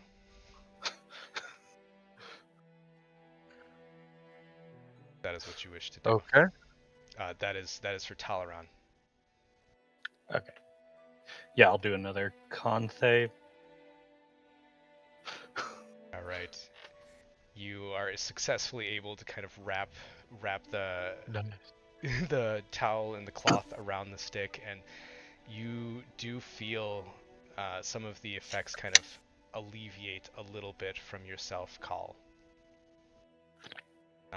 Able to move, that shiver is still running down your spine. I'd say at this point, you would all make it to the safety of shelter.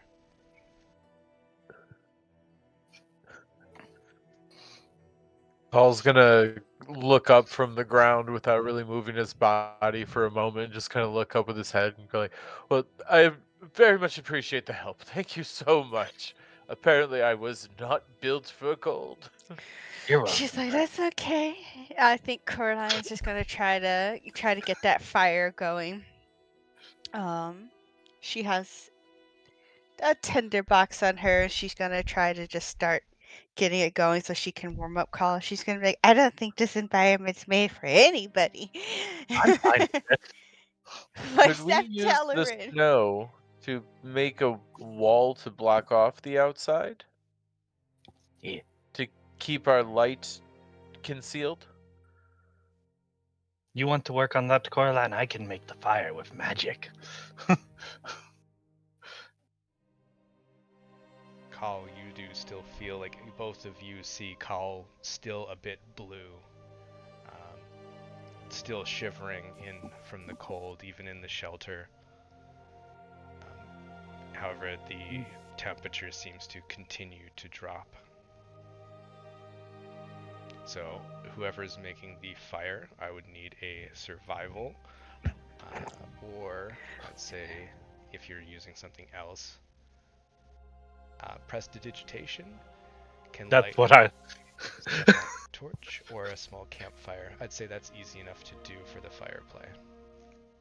That's why I was gonna ask Coraline okay. to take care of building the wall.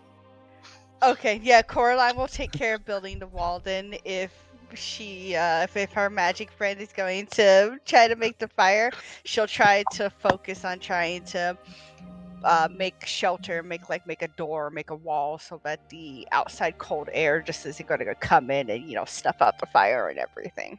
Okay. Do some heat regulation. So, Coraline, can you give me a survival? And then Teleran, can you give me actually an Arcana for this one? Arcana check. Got you. Just to see how Alright. effective your actions are, and if Call, you are doing anything, please let me know. If I could help build the get with the steel defender, help build this barricade in front of our shelter here to keep as much as I can to keep the light concealed. Okay, I'd say Coraline, please roll again. And that's your steel defender. Are you doing anything, or focusing your efforts on that? One more time. Yeah, I think I would like to be helping with that as well. Okay, I will not grant two advantages. They'll say the fire takes a little bit to come to fruition as you guys kind of construct this obscuration or this wall in front. It's very, very slow work until the steel defender kind of steps over and attempts to assist as well. The wall mainly being you kind of put your tendrils into the snow and the ice, and from the temperature drop you feel them almost freezing. So you have to take a bit, kind of, rub them together, warm them up before going back and attempting to do it again with a steel defender not having those same issues.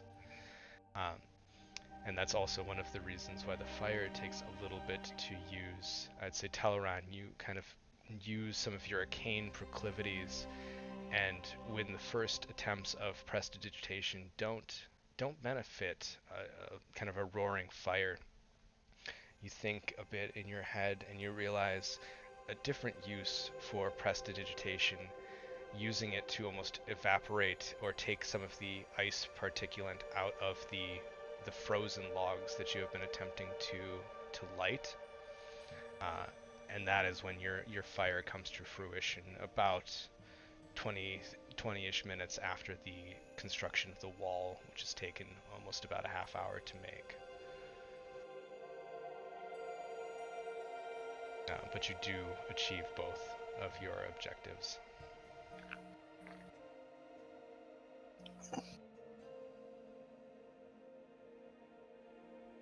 And it is in this sheltered, kind of almost cave-like igloo that, Kaul, you feel the curse of ice that has been upon your person start to melt as the environment and area finally begins to heat up. Ooh. And I'm sitting over the torch. Oh, well, I feel much better. What'd you say, Tyler? Okay. I've been sitting over there with the torch by him after I finally got done. Oh, no. Doing everything to follow our bird friend out. We can't have frozen fried chicken.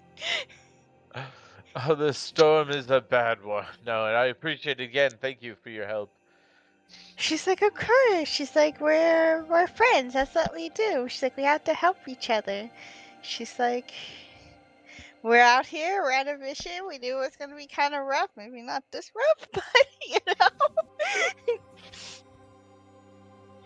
She's like, maybe we should invest in like cold and heat gear because I got a feeling this won't be the last time. Yes, I think next time we should prepare for the temperature a little better. I guess we didn't think we would be going up a frozen mountain. Talran's just over here completely fine with the cold. Oh my god, she's gonna be like, and Telerin is some god over here who is unfazed by it. And she's like, my tendrils are very not happy in this weather. She's like, I like aquatic temperatures. Not like this though. You are all more than able to roleplay how this night goes out. I need to go to the restroom really quick, so I'll be right back. Oh boy, we're the filler arc, guys. It's a beach episode. You already had I'm that. still here, you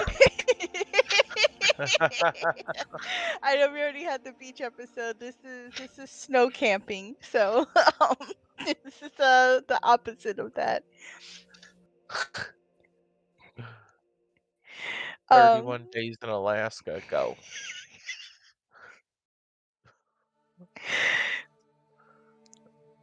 I think Coraline would, maybe just try to ask and where everybody was like from and whatnot. She's just going to be like, the last thing she could kind of remember before she got sucked in was she remembers like her aquatic home and her being like standing on like the edge of like the beach of like an ocean, and then there was darkness and there was a portal, and the next thing she knew she was in a bar and getting offered a strange drink. But she does kind of like miss like her tropical underwater home. I was in a wizard's tower, climbing around reading his books. After seeing you climb a tree, this checks out. But the wizard died. No. I was gonna ask, did the wizard even know you were there?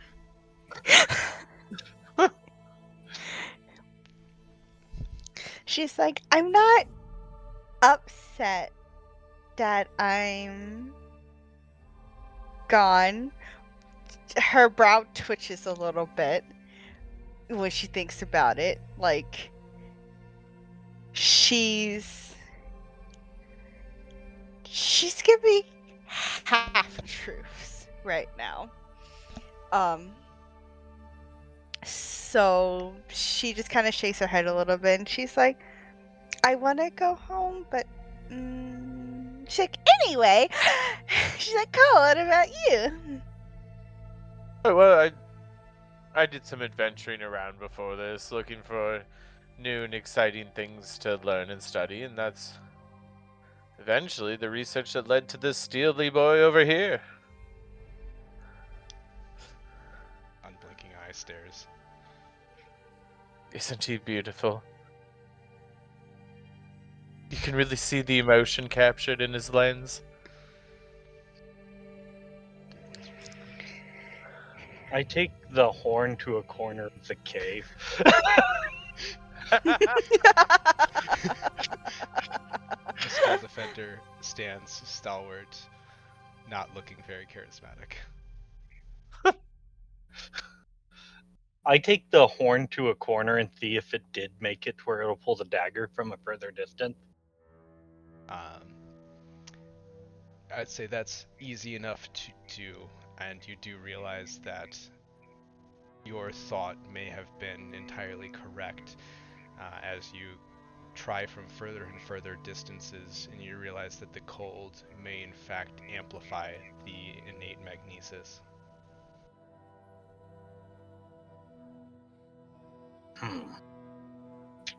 What did you learn, Tavern? The colder it gets, the further the pull. Can you explain that to me like I'm 5? When the weather gets colder, the horn will pull your metal thing further away. Oh, okay. She's like, can I just light myself on fire then? So I want to try something. Could I target my dagger with Magneto Bolt to see if I can mess with the polarity? Be double check. That's a great investigation question. I gotta check with Magneto Bolt. Yep, because you can pull it towards or away. I'd say for this, the innate magnesis, you don't think you have too much of an effect on it. However, you may be able to overpower it. Is Magneto Bolt? It is a save. So I'm just gonna make a roll for your dagger. I'd say actually, yeah, go ahead and give me a strength saving throw for your dagger. Your strength is at what I would roll. Okay. I did a check, but it's the same thing. Yeah, same thing. It's fine. I'd say you are able to, with that level, you realize you're just overpowering the magnesis of the horn itself. You are unsure if more mass of this would have a stronger effect at this current moment. But you are overpowered. Theoretically, I can mess with the magnetism. In theory. We'll find out more in practice.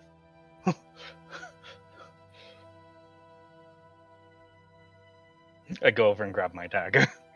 I'd say, yeah, it would have like struggled between you and the horn for a bit before kind of like you finally hit that overpowering and it just flung into the wall behind you harmlessly, but it did embed itself in the stone a little bit. You're able to pull it out easily.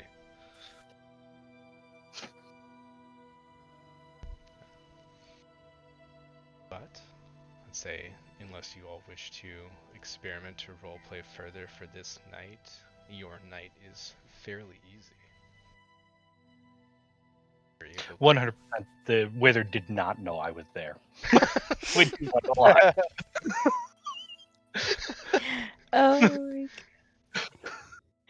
Oh, Caroline's got some secrets, and if anybody would ever incite her, she is who she is. She's been through some shit.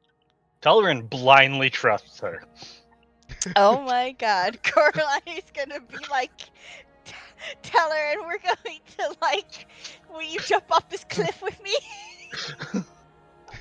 He has a 0 in insight. He is not. Oh no! He's Oh smart, god! and that's apparently it. And Constitution wise. Blindly trust everybody. It's okay, Coraline. Trust everybody too. And she absolutely would lie to their face with a smile. On And that some alone topic. would convince Teleran.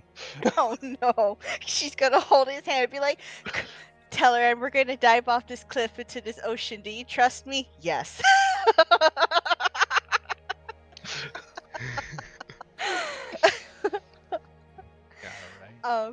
I guess they're going to have a night. I think the only thing Coraline would do was just because they are out here on a frozen mountain and that's just who she is. She just is kind of always on edge when she's not in a safe place, when she's kind of out on hunts. She would just want to patrol and keep an eye on things throughout the night. sleeps with her daggers and both tendrils automatic response if someone comes in, stab on point. All right. Tavern makes a blanket of the snow. Say, it's slowly melting, especially with the heat condensed in the area. But it does kind of cool you off. You're not too hot and you're not getting too cold. Just completely content with the cold. God damn. I saw the one that was like Constitution. I was like, oh boy. But you are all able to make a rest through the night. You are able to take a long rest if you wish. I don't think you all need it. You're all pretty well topped off. But as the morning comes, you realize that there's not nearly as much cold in the environment out around you. You've progressed quite far up the mountain itself, kind of taking down some of that barricade to look outside. You kind of look down, and you do see a small, what looks to be a small village or settlement, kind of at the base of the Haemspire Peak. It, however, it looks to be rife with shards of the same dark, kind of rainbow pearlescent crystals that are thrusting kind of out of the ground. But it is further down the mountain. As you look up ahead, you see you're fairly close to the peak right now as it is, and you don't think it would be too long of a venture to get there.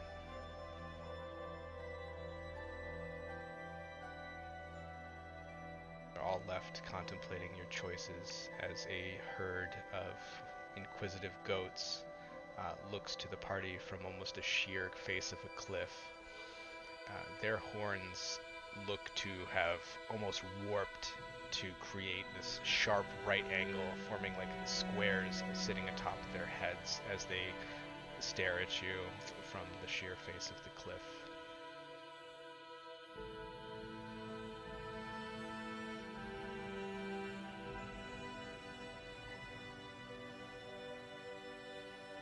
What would you like? Coraline is just thinking about riding mountain goats right now. So, were we here to slay the creature or try to get it to where they can come back? We're tasked with taking it down, I do believe. Yeah, I believe slay the creature was the goal. In the corner of there you see on the quest size it says slay dragon. I can't remember the name of the dragon right now, but it's like the little monster hunter quest at the side, and it says slay dragon. Oh, hang on. It's I will say above table, it was never a request to slay the dragon that was asked of you. So there may be various outcomes. Yeah, I figured it was just to get them to where they could come back. okay. Okay. Dragons are intelligent. We're so They glad you're also here, leave. Tellerine. Coraline's like, I was half paying attention during the mission. She's like, I do that sometimes. She's like, I got to a happy place in my head. She's like, Or was- so we're not killing, then we're not capturing. Where she looks at Tellerine. We could try to discuss with it and see what happened. You want to talk with a dragon? I'd rather not get hit by a dragon. That's fair. That's fair, that's fair. She's like, We can see how it plays out, but she's like, I Oh, can't yes, talk. to dragons. I'm checking right now just to make sure. Yes, I can't talk to dragons. She's like, can you talk to dragons? Some dragons Yes. can speak the common tongue. She's like, does anybody speak Draconic? Yes. See, Oh, we she's have like, Carl can talk to the dragon. we have someone who can talk. Coraline's like, I could talk to, some other things. So she's like, I did not talk to dragons. She's like, okay. She's like, I guess we can try to negotiate. And she's like, call, just give us a warning sign if you need help. The things I talk to are not very friendly Okay. looking. Yeah. Here's the warning sign. Will be this, and Carl's gonna say, "I'll fucking kill you, bitch," in Draconic. Oh my god. That would definitely be your sign to go. Coraline has no idea what he said, but she's just gonna listen to like this garbled, probably like deep guttural roaring sounds and just nods like, okay. We should check the town. See if there's any clues. Especially if you're wanting to see the Magitech stuff. She's like, right. She's like, let's Oh, do very that. much so. I would love to see this town. She's like, I also thought there was supposed to be a mine or something around here. She's like, yes, let's go to town. So Well, guys- now we know where the dragon's holding up. So, are you guys are opting to go descend the mountain and try to find a way to the town? Yes, at least that's Oh, what I that does mean thought. we have to go down and back up this mountain. She's like, I'm gonna get my steps in today. But she's like, if we get to the town, then at least we can maybe try to find like protection against the weather and stuff. Because if it's a town on a mountain, I'm assuming they'll have weather gear.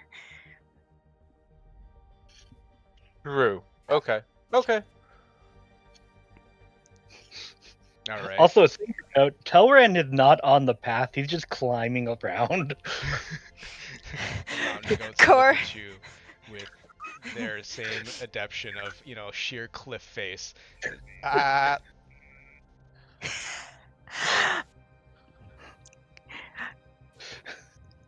I mean, Coraline is dexterous, so I don't think she has an issue either. But she's kind of going at a slightly slower pace just to make sure Call is okay. And at some point, I think she like starts patting over Call, and she like maybe lifts him up just a little bit just to see how much he weighs, because she's trying to see if she could like run with him. If it came down to it. Because she's pretty acrobatic, and she's like, her mind is like, I can just throw him on my back and then sprint. I will. Telran might still climb down the mountain, sheer or not. I will require a survival check with disadvantage for you guys to reascend to this point as a heads up.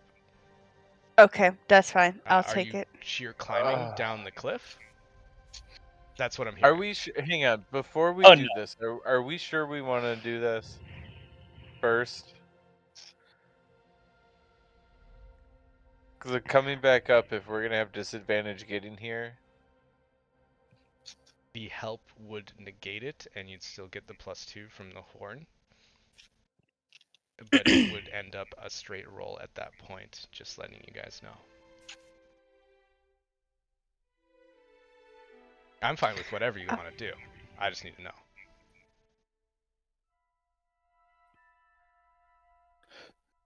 Are we about equidistant from the top and bottom? You're a little bit further up, you think, or closer to the peak than you are to the bottom. But you still think both might be achievable with kind of the weight and the distance that you've been making in, let's say, about 2, maybe 3 days time of additional resources for it.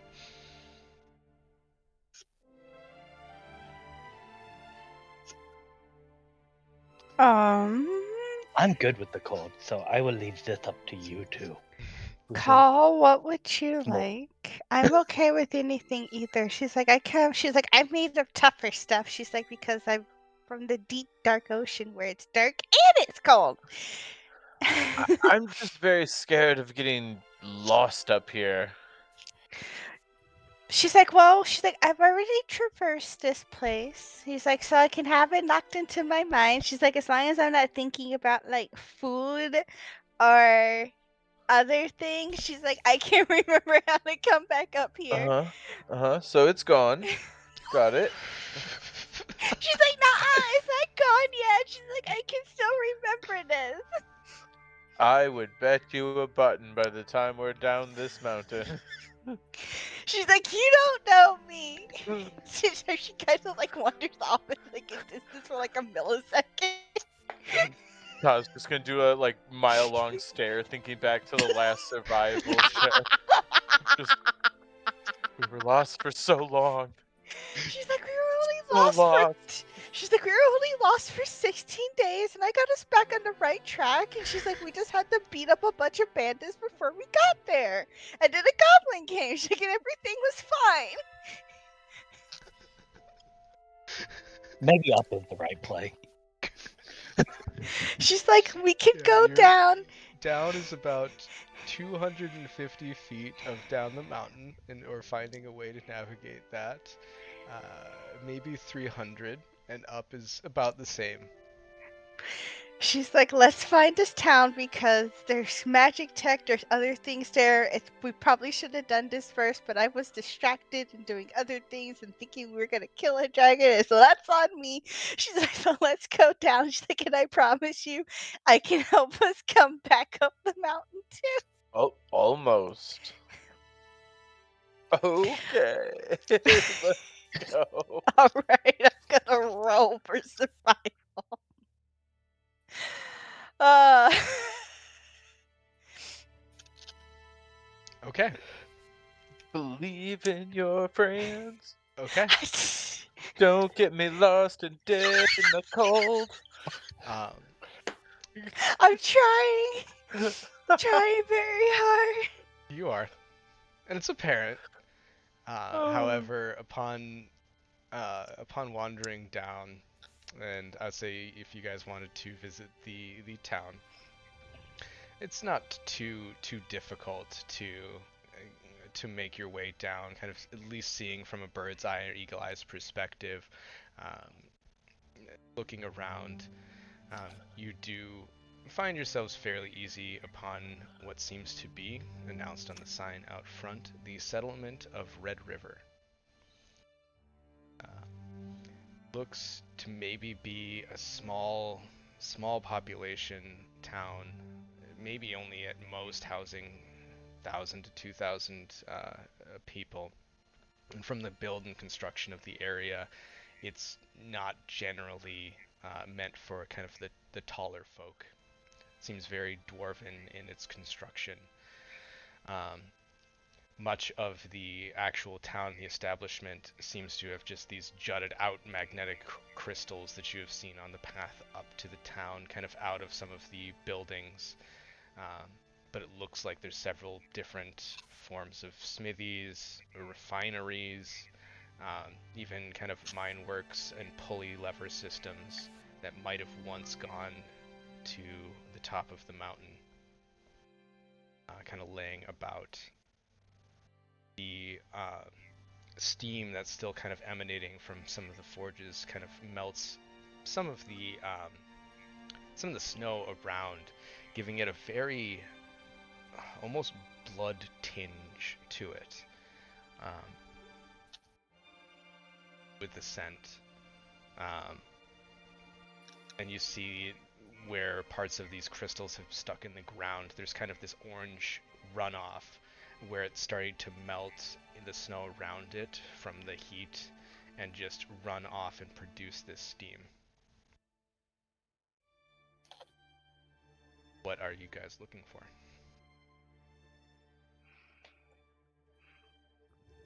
So is there still signs of life? It does look fairly abandoned. However, it does appear as though the individuals who were here did leave in a bit of a hurry with some of the refineries and smithies. The forges are still kind of smoldering. They're unsure how long at this point. We should go look for a leather working shop, see if they have cold weather gear. Yeah, I think if it like I think Coraline would probably maybe try to see if there were signs of life or anything anywhere, but if it is fairly like abandoned, then she's gonna try to see if she can find like supplies or anything that might be useful to them. And also keeping an eye out on for what did this to the town too, so they don't get like ambushed and surprised. I would say it's fairly apparent what has done this to the town, has kind of laid waste to the surrounding mountain as well. As you once again see the dragon kind of emerge from the peak and slowly encircle the area, the wings just never flapping in the air as it just takes almost this like very unnerving, very unnatural flight path, just around, kind of observing its domain.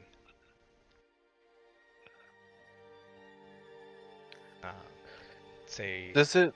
for Teleran, it's not too hard to find kind of a leather working area. Much of the finished materials have been kind of packed away, but you do find, I would say, some tanner's or a hunter and trapper's kind of establishment with various furs and pelts over that you think may assist with preservation in cold weather. I grab them and I take them and put them on, like just drop them on call. Warm. I'd say it's Comes out unable to move his arms.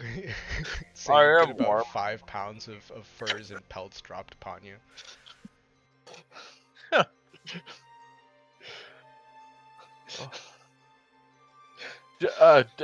Yes, I will try to wrap myself as best I can in these piles of furs. It's easy enough to do, and you do feel like the next cold weather spell you'd be a bit more prepared for. They said they had these dragons around before, and they've never been bothered. I wonder what made this one so angry.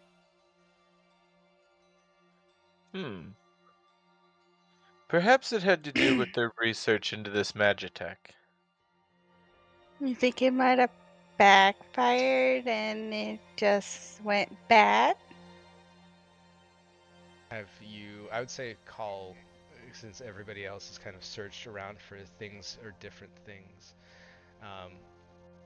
have you looked at like kind of some of the leftover papers that have been strewn from the, what seems to be just this magnetic chunk of metal that has just fallen through the roof of some of these establishments and just left most spread and scattered. Everything else looks kind of picked clean.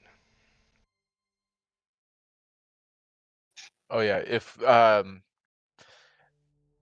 so Call wants to be on the lookout for anything related to this Magitech. If it looks like it might be like schematics, blueprints, or like theory work or research notes, like that's what he's on the lookout for, is how this stuff works. Gotcha. Go ahead and give me an investigation for you.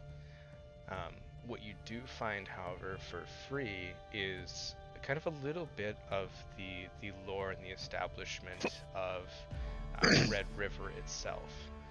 Haemspire Peak being a very mineral-rich mountain that was famed for the quality of its iron ore. And until very recently, it was the domain of Volrock, who was a red dragon known for his kind of laziness, but as well as his greed. Would send kobold underlings to fetch tithes from the lands to allow residents to continue their purveyance of the mountain as well as the surrounding area. You do, and up to basically this point, you find that this was the way of things until the new dragon kind of established itself. It is not named in the documents that you find. However, there are very agitated scribblings of seemingly the dragon stealing tools and different kind of picks and carts and other things of that nature. And as it progresses, it gets more and more kind of agitated. You can tell in the handwriting, it's sharp, it's, printed very, scrawled very annoyed, more or less. Huh. But if you want to find anything at Magitech, I would need that investigation. Oh, 23. 23? Okay. I don't even see that. Oh, where'd you roll it? Just in the chat. Oh, you must have clicked the hide button or the personal.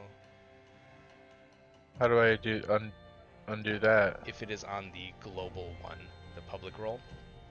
Oh, Is there that- you go. Gotcha. I'd say you're able to find some various prints of Magitech. What looks to be like this combination of an arcane crystal in a kind of almost what looks to be the pistol you had purchased previously. This kind of combination of the two of them.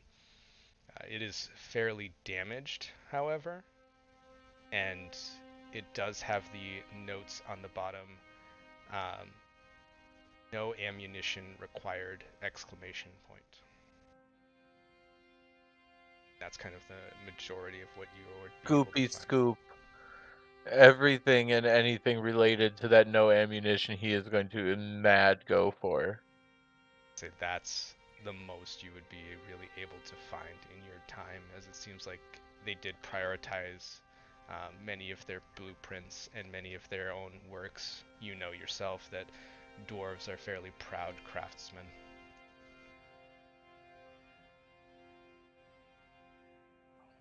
This Hey. is good. May or may not have been the origins, but is definitely where they had established a workshop for. Where was this workshop established again? The town of Red River. Okay. Right, which is where we're. Okay. You kind of see that it is named so because of the ferrous material that is both sloughed off the mountain itself, as well as been thrust into many of these buildings. That red ferrous iron runoff when combined with kind of water, leaving that almost rust or blood tinged scent in your nostrils. So Tav will take these. Tav. Oh my god. Paul. I've been playing Baldur's Gate again. Oh, yeah. I was gonna say hello, Baldur's Gate. Yep. So Call will take his notes and kind of shuffle them together, and as he's tucking them away, he's, I might have something that would help you. Perhaps it appears there was an arrangement with the old dragons, and this new dragon took over, and things have changed. Perhaps we can persuade him to uptake this this deal of tithing. Wait, are we talking about our big beastie we're hunting now? Yes, I'm much more interested in speaking with him, as it were.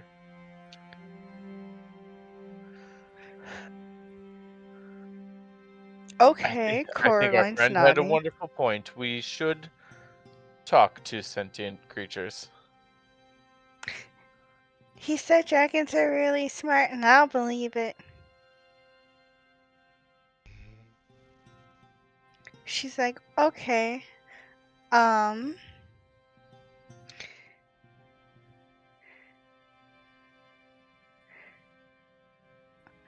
she'll kind of push her tendrils together. She's like, Did we find? She's like, and then there's like nothing else in the village that we would need or anything. Cause she's like, we have to go back up the mountain. She's like, and I'm still feeling really confident. By the way, I'm not gonna get us lost. Oh.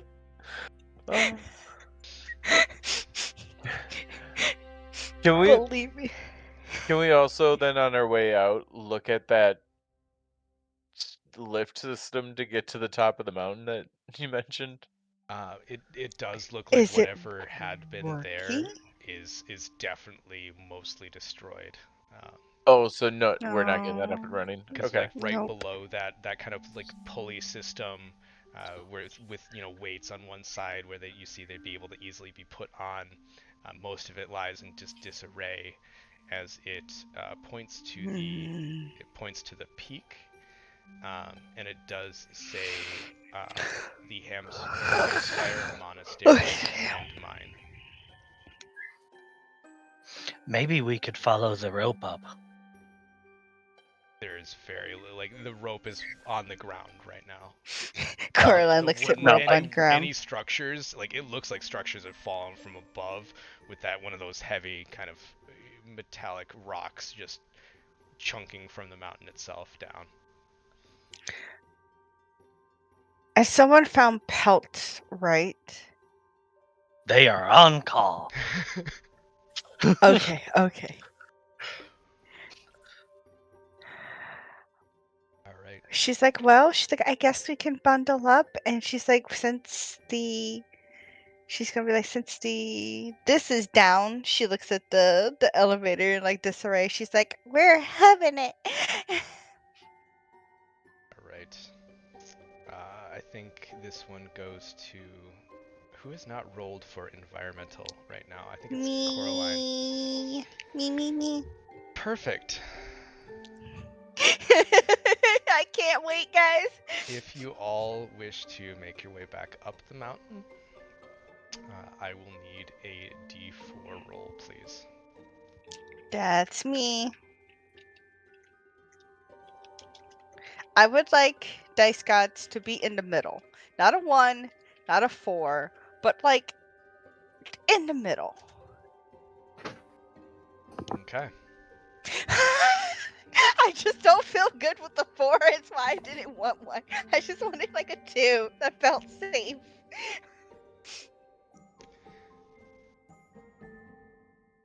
Okay. All right. I'm so sorry, guys.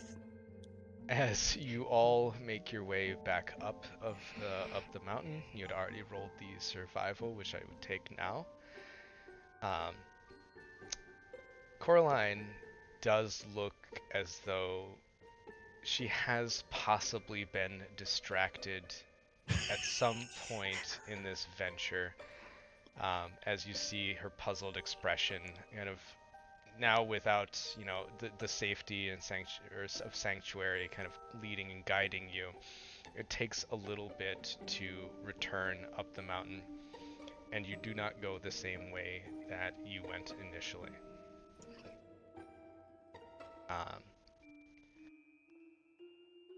You all come to find, I'm going to set this up really quick.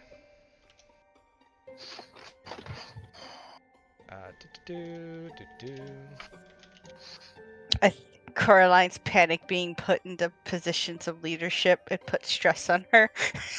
I 100% thought we were going to have to fight the goats.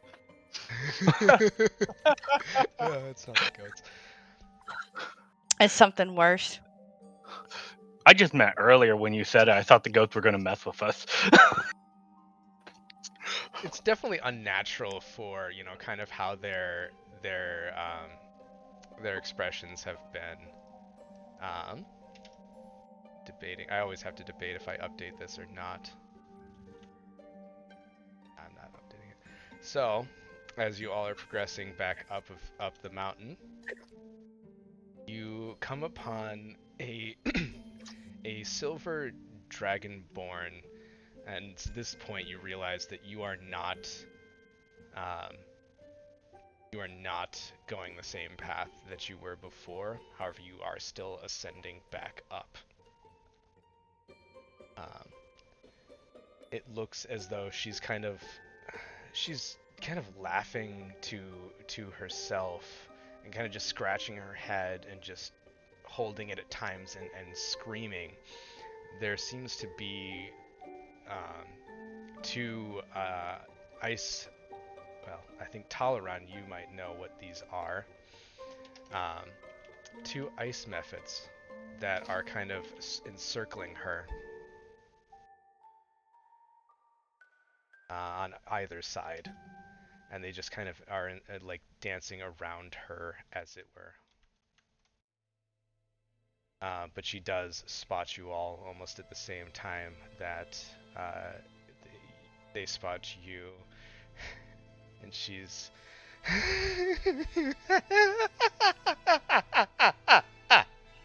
as she stares out. We have guests. Are you another illusion, or are you real? I think, therefore, I am. I thought that too at one point, but it is not true, I can assure you. There's things beyond thought and imagination.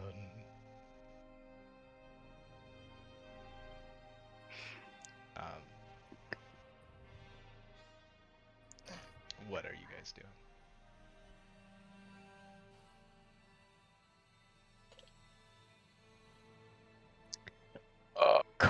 Coraline will just, Hmm. she's gonna approach this a little passively, and she's just gonna be like, she's gonna be like, are you kind of like lost up here in the mountain? Lost, always lost and never found. If you do want to approach, you will have to do so.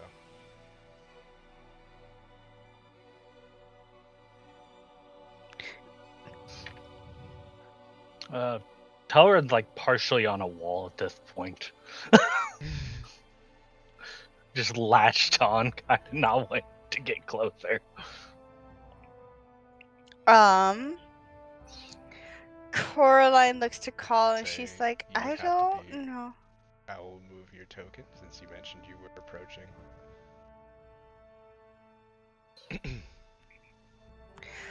I think that's as close as she's gonna get right now, because she's got the ice method with her too, and Coraline is like, feels like a trap, smells like a trap, probably is a trap.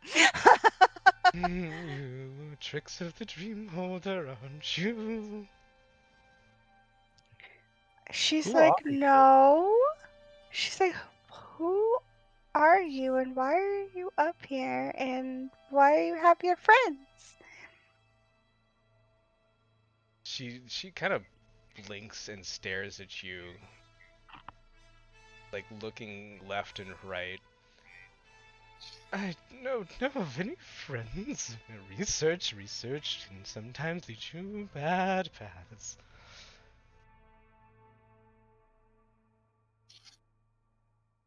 You know what's real, it's easy. Who's with the method? What? You're surrounded. There's two little ice methods dancing around you. Can you see them? Look of almost shock starts to slowly creep over her face. And she just kind of stares left and right.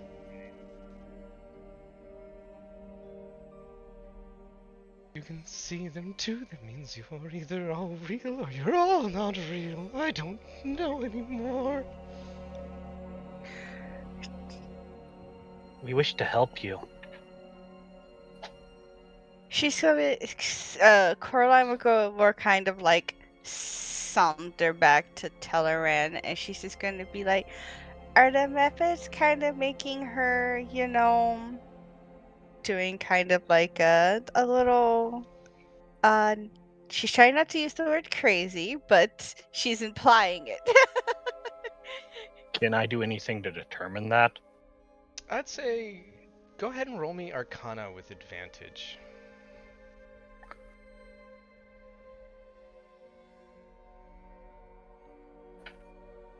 Okay. 17. Very nice. Um, under like from what you know of elementals and like especially these creatures, Mephit, well, they are sometimes able to kind of change their appearance into blending in with the natural landscape. You're unaware of any psychological effects they may have. I don't think it's the methods, but that doesn't mean it couldn't be. She is going to start to walk towards Kal, that same kind of shock as the methods slowly follow. But they could be messing with her, making her think she's seeing. They can blend Yeah. She's like, yeah, she said we can see them too, So, but so I'm what if we just... assume we do see them? They are real. We're real. You're real. What then? And it means the other things aren't. Is that good? I just wish to know. See, she's Oh, getting well, a little agitated at this point. Well, it sounds like we've helped you. The companions are very real. Do you need help with them? What help are you offering that I can trust? You're a eagle, right? N- Close. More of a raven.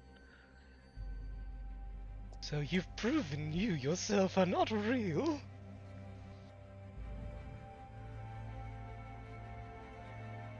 All I right. can't trust your lies. Hello.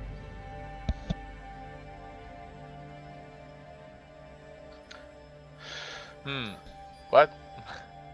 But go ahead. Can I see if she's exhausted or anything? I'd say go ahead and roll me for you and Kal, for Talron Kal. Go ahead and roll me insight.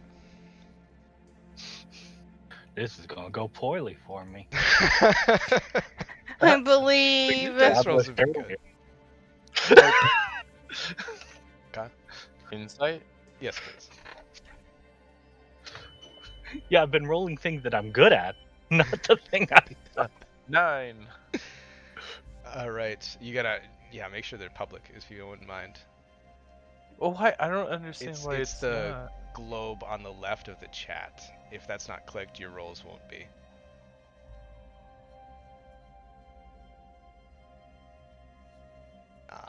Oh. Yeah. Okay, thank you. Yeah, no problem. I'd say it's both of you are unsure of her current state right now. She looks a little exhausted. It could be sleep deprivation. Can I make an insight check into that to see if I can see? Yeah. Like, I think Coraline would hear her talking about like what's not real and what's fake and everything, and she kind of floats in that reality realm sometimes. So Go ahead and give all me your right, insight. Coraline. All right, she's squinting really hard, reading her body. I'm trying to find insight. All right, this is gonna go bad, so let's hope. Oh, never mind, Coraline. Don't know nothing.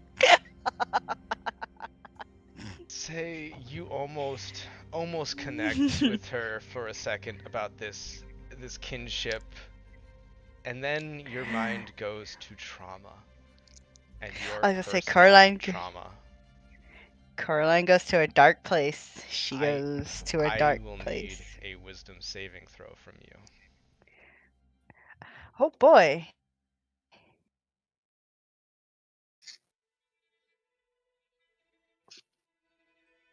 Oh, this is gonna go bad too.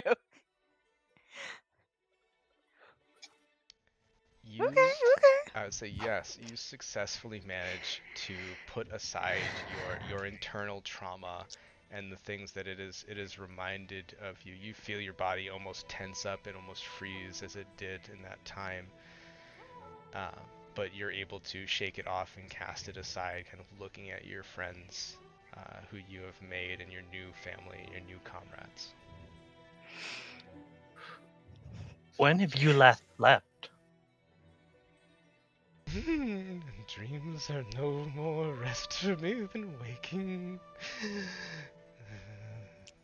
As Coraline will mention that too, and she'll be like, for like a few seconds, she's like, I almost felt her. She's like, and then something happened. She's purposely leaving out details, but like Tellerant's close enough that he could have saw that. But I know he's like, I trust Coraline with my whole heart. But Tellerant is close enough that he could have saw this hardened expression on her, as opposed to like her normal, like very light and optimistic expression, and how happy she is. There was a hardened face where it felt like she was sinking down into like a feeling, but as she pulled herself back out of it, and this like brightness comes back to her face. She's like, I think maybe she's just dealing with something. She's like, I like to try to help her, but I don't know if she'll want help. I mean, we could just knock her upside the head and she can sleep, but like not permanently, just knock her unconscious.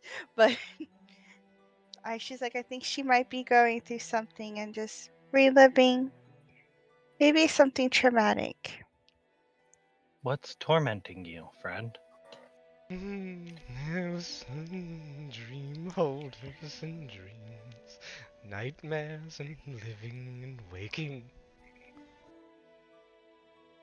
Are these little things bothering you? Once again, like, you see the surprised expression on her face as she almost forgot the methods that are currently encircling and swirling her. But she just regards them with surprise and goes,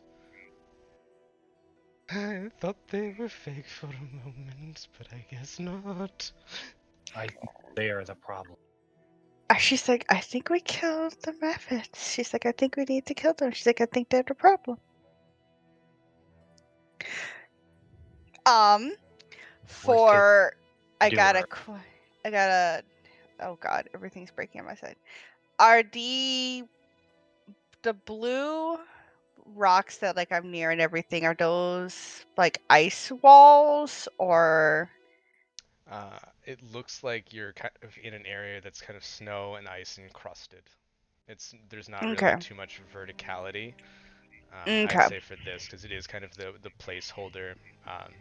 It's more of like an icy trail up the mountain currently that you realize is, well, fairly wide. Um, Not necessarily like providing too much cover or shelter. Kind of Okay. using what we got. All right. Nope, that's fine. I was just trying to see if there was a place for me to hide, but nope, that's fine.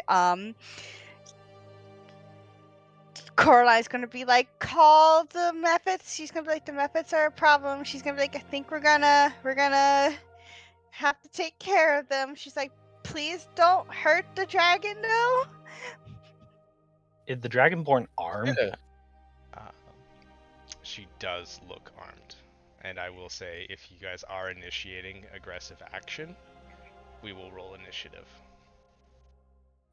That is your Is choice. this Before we start getting aggressive, can we ask her, like, if we were to remove these from around you, would you let us? My only forms of protection? She fingers her dagger. Okay. You think the methods are protecting you? I know they are. When they're real. Is she looks to tell her, she's gonna be like, is she magical? Because she's like, I know magic people can summon things. If she's not magical, then I don't think so. Can I Arcana check to see if she's a mage of any kind? I would say for sure.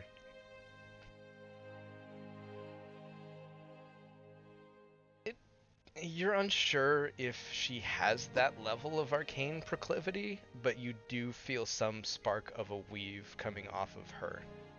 She's at least familiar in your mind. You feel fairly certain on that. She might have summoned them. She's like, I don't know what to do. She's like, and I feel like she's gonna maybe attack us at some point. But she's definitely lost her mind, and I'm feeling like maybe she's been wandering up the mountain for too long and hasn't slept, and she's on exhaustion. But that's just me. Are you cold? I am warm and cold at the same time. Whatever befits the dream holder.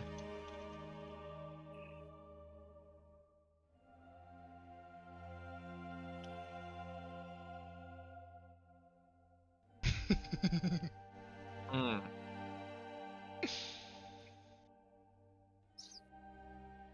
I hold up a ration. Like, walk closer with some food, basically. Her hand relaxes kind of from the dagger around her waist.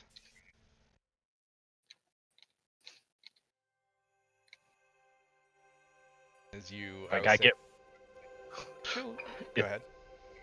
I get as close as she's willing to let before she looks aggressive again. Yeah, I would say you're kind of holding out the ration this entire time, just like, the arm extended and just this open gesture. And as you do get closer, it does look like she is a kind of silver dragonborn with the hood pulled up, which I'd say even from your Arcana pulling from, you'd understand that they do have certain cold resiliences. Um, However, the kind of outside of her coif of her robe is very, very frosted. Some of the clothing looks almost rigid at a certain point, and her lips do kind of look almost bluish tinge, where the rest of her body doesn't really share that. There are heavy bags under the eyes, and even through the scales, kind of hardened dragonborn face, you're able to see that. Coraline, will you get us together some wood?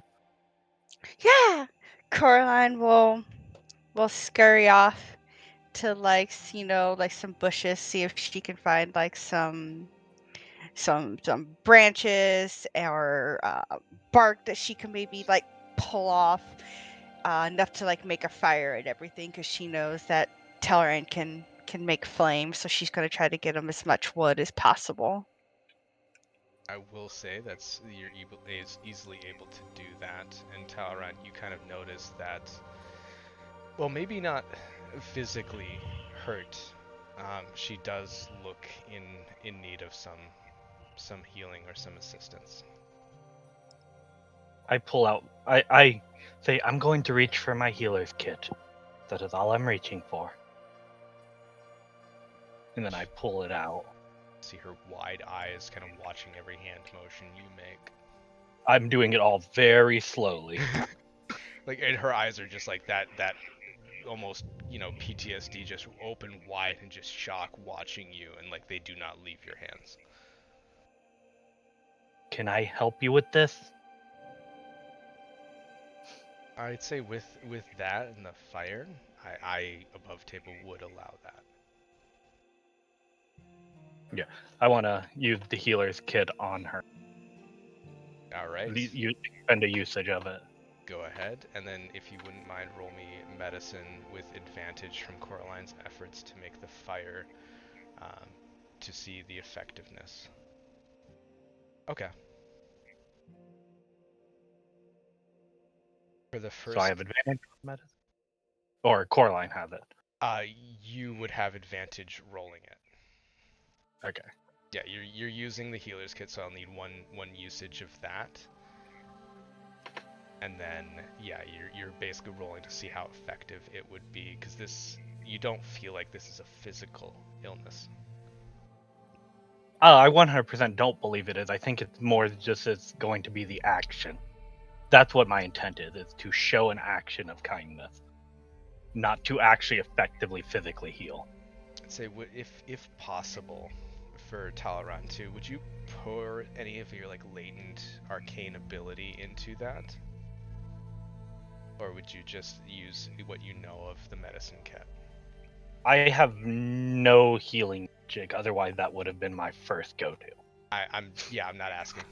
Okay. I'm asking. Yes, I would 100% try any magical need if I could. Okay. I will say for this, it would expend one of your level 1 spell slots,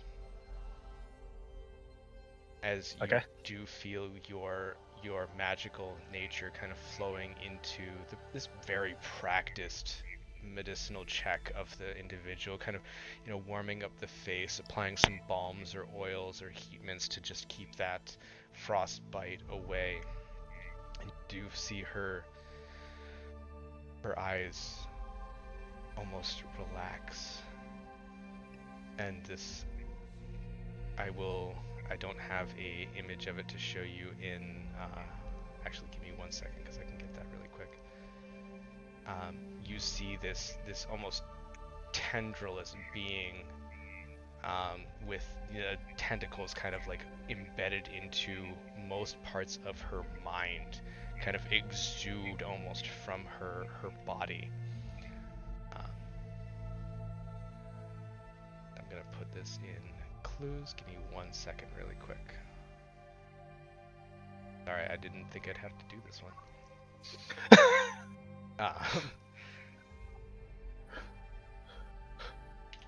But you will gain image. That's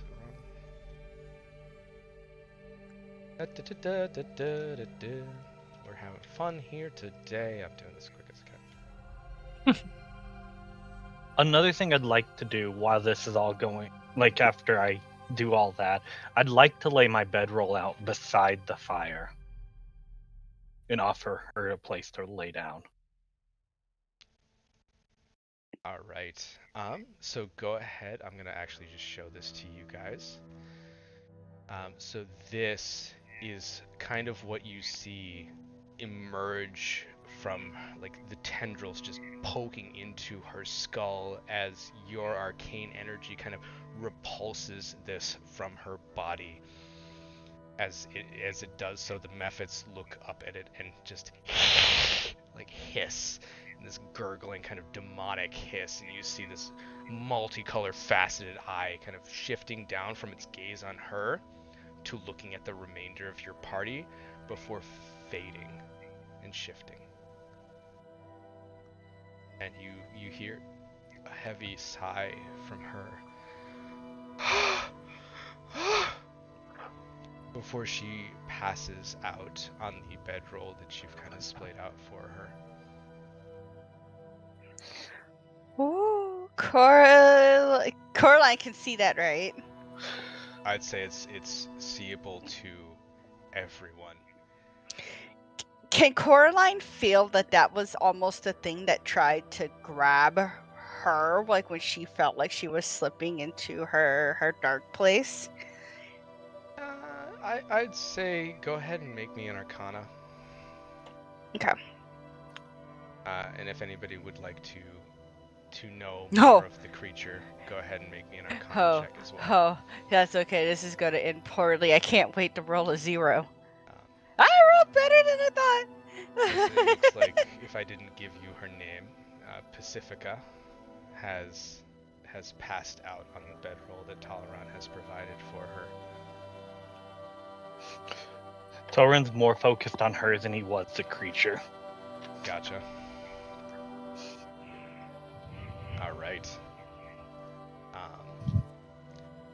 This creature is a dream holder, and Call, you know this.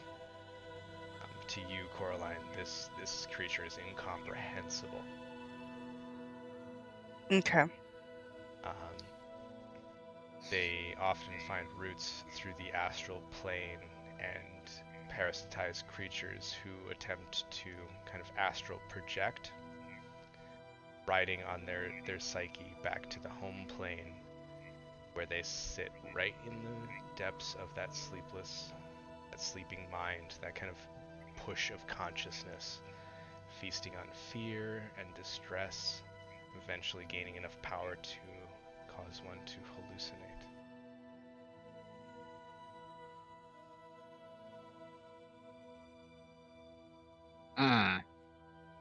They are rarely found on the material plane,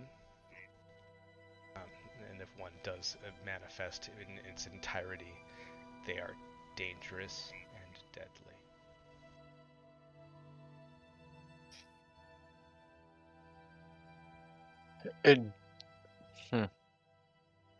Thorin is spending his whole time like covering her up, making sure everything's okay.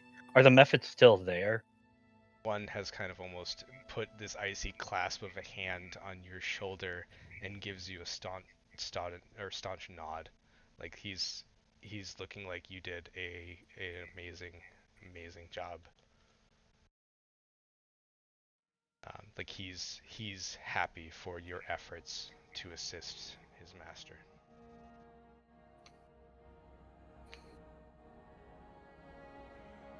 The other kind of assisting you in drawing the bedspread and doing those.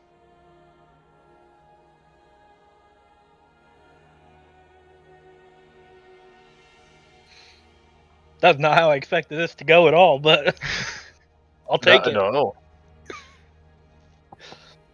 I was expecting to get stabbed, I'm not gonna lie. I was thinking this was gonna go bad. I was like, oh, Tellerant's gonna get shivved. There it goes. I'm glad I'm not the only one who expected the worst scenario. If you had said no to expending your arcana, I will let you know above table. She would have. Oh yeah, if there was any means I could have to try to help the character, most of my characters are in that mindset. Nice. Yeah, she passes out with the methods, like looking like they're acting as guard dogs now. I think we should wait till she wakes up. I think so too. Take her with us. I don't know if she's in the. Wait, how heavy is she? She's in the ability. She's to a fight. dragon. She's heavy. I don't think she should be up here any longer than needed. She's already faced a great toll. She's only like, I hope nothing spooky when magical tries to grab me. She's like, I have 0 resistance against a magical. Say it's simple enough. Even looking at her, you think she would at least be safe. There's no reason she herself would be out here without, companions. If she wasn't, you are very unsure of the time that she will wake up, as it looks like she has avoided sleep as long as, well, dragonbornly possible.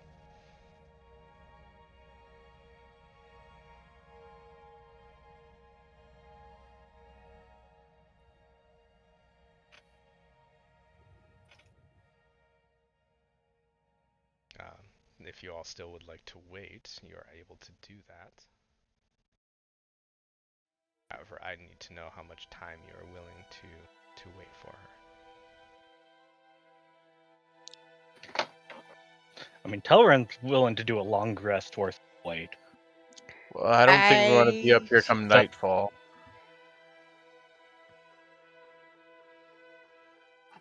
I'm just saying what Tellerant. Is there, and like you said, there's no, this is just pretty open, there's no cover or anything and stuff?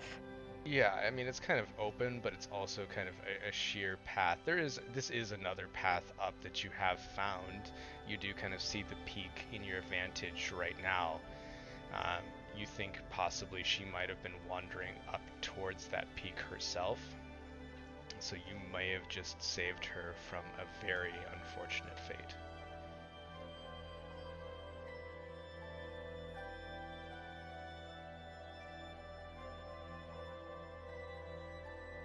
If we could try to find another alcove to lay her in.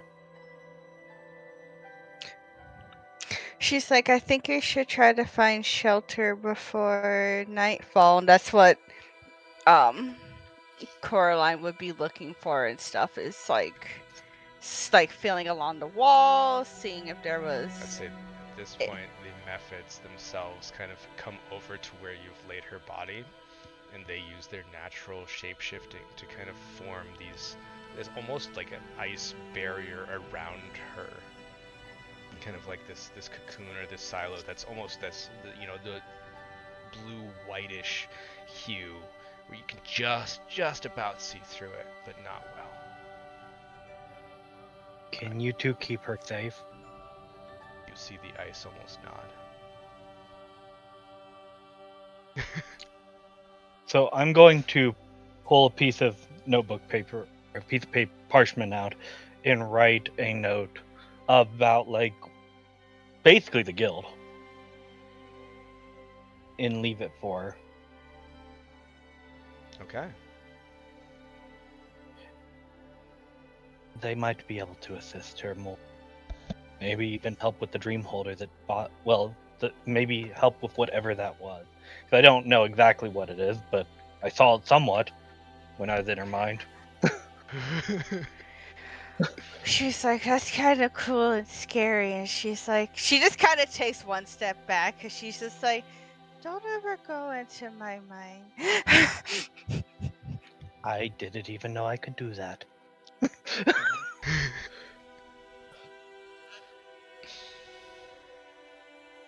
Alright. I just wanted to help someone. And you did. We are going to return to what we were doing. I say that the methods. See your reflection in the ice nod. Then, with the note, I'm gonna leave my bedroll there. For, not like I need it. I can sleep in the snow. Oh my god. Are you just like the opposite of a lizard? Like, she's like, you just thrive in cold? I just don't mind most temperatures. She's like, I wish I had that. She's like, well, she's like, if we're here and she's gonna be safe and maybe we'll see her later, maybe she's like, we should leave her a note about saying we'll be at a hunter's guild. She could find us there. She's gonna like, call. Do you have paper? She's like, we should. It's like writing your number and like when you Tavern already did accidentally so. hit. I Okay, I was love gonna say the it's like when paper I showed. oh, good, good. I was gonna say it's like when you accidentally like hit someone's car in a parking lot. And you're like sorry, and you put it in their windshield. I also warn her that there is a magnetic dragon flying around. So I Okay, also write never in the mind. note. Tell her all the bases covered, and then like she'll be like, I'll tell her is doing this. She's gonna be like, put our names down there too. Although there is one benefit to possibly waiting for, and I don't know how it works, how the GM will handle it, but it is a dragon born. Going to see Yes. a dragon.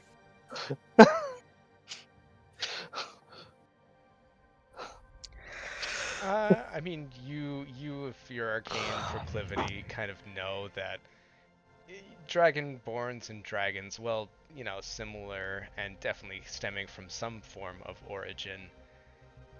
Not particular for kinship. That is fair. I didn't know how much Telrin would know of that, so I knew how much I knew. Yeah, I'd say it's fair to assume like they might be like this very distant or kind of viewed bastardized lineage. You're not sure where that venue sits, but there's not particularly any favoritism towards. Okay. Well, good to know.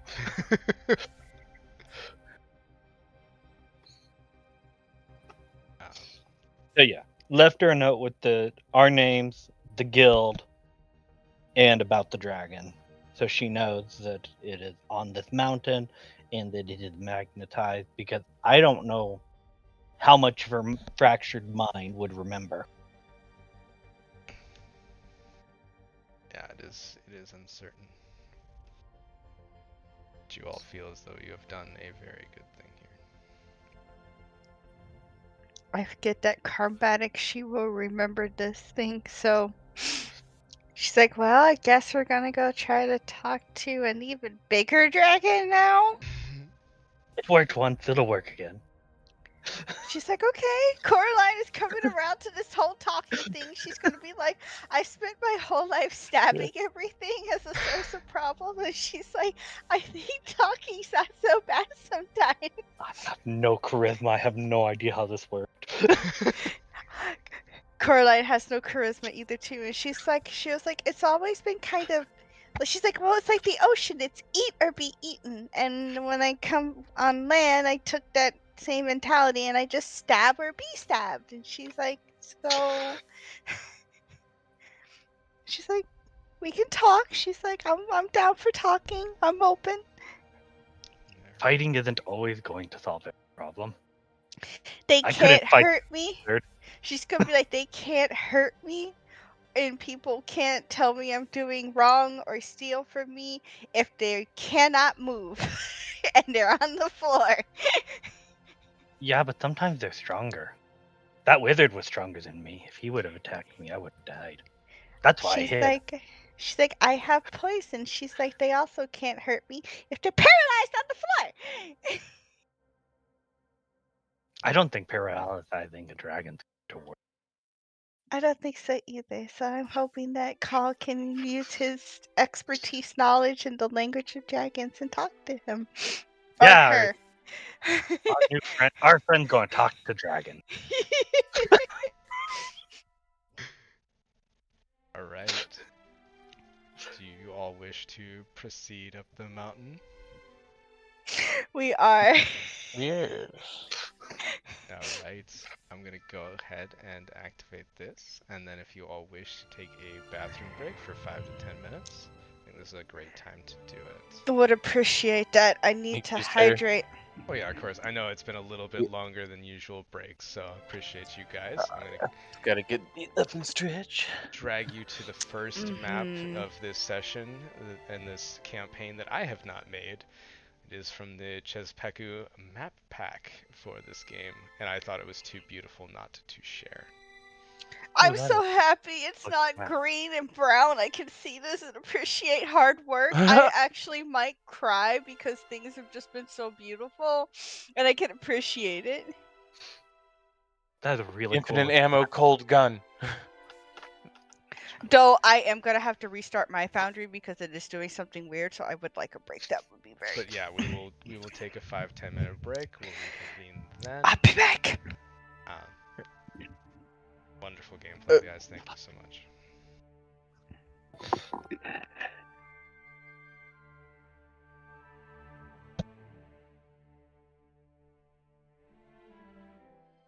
And thank you all for joining once again. This is going to be the end of episode 6. The adventures will continue through this session in the next episode next week. If you do like the content, go ahead and hit the like button, as well as drop a subscription, as it genuinely does help me out a ton. But be sure to tune in next week to see this exciting conclusion come to a finality from the end of our session. Once again, huge shout out to my players, as well as everybody at Hit Point Press for putting out such amazing content and allowing different adaptations of the like for this. Y'all have a good one.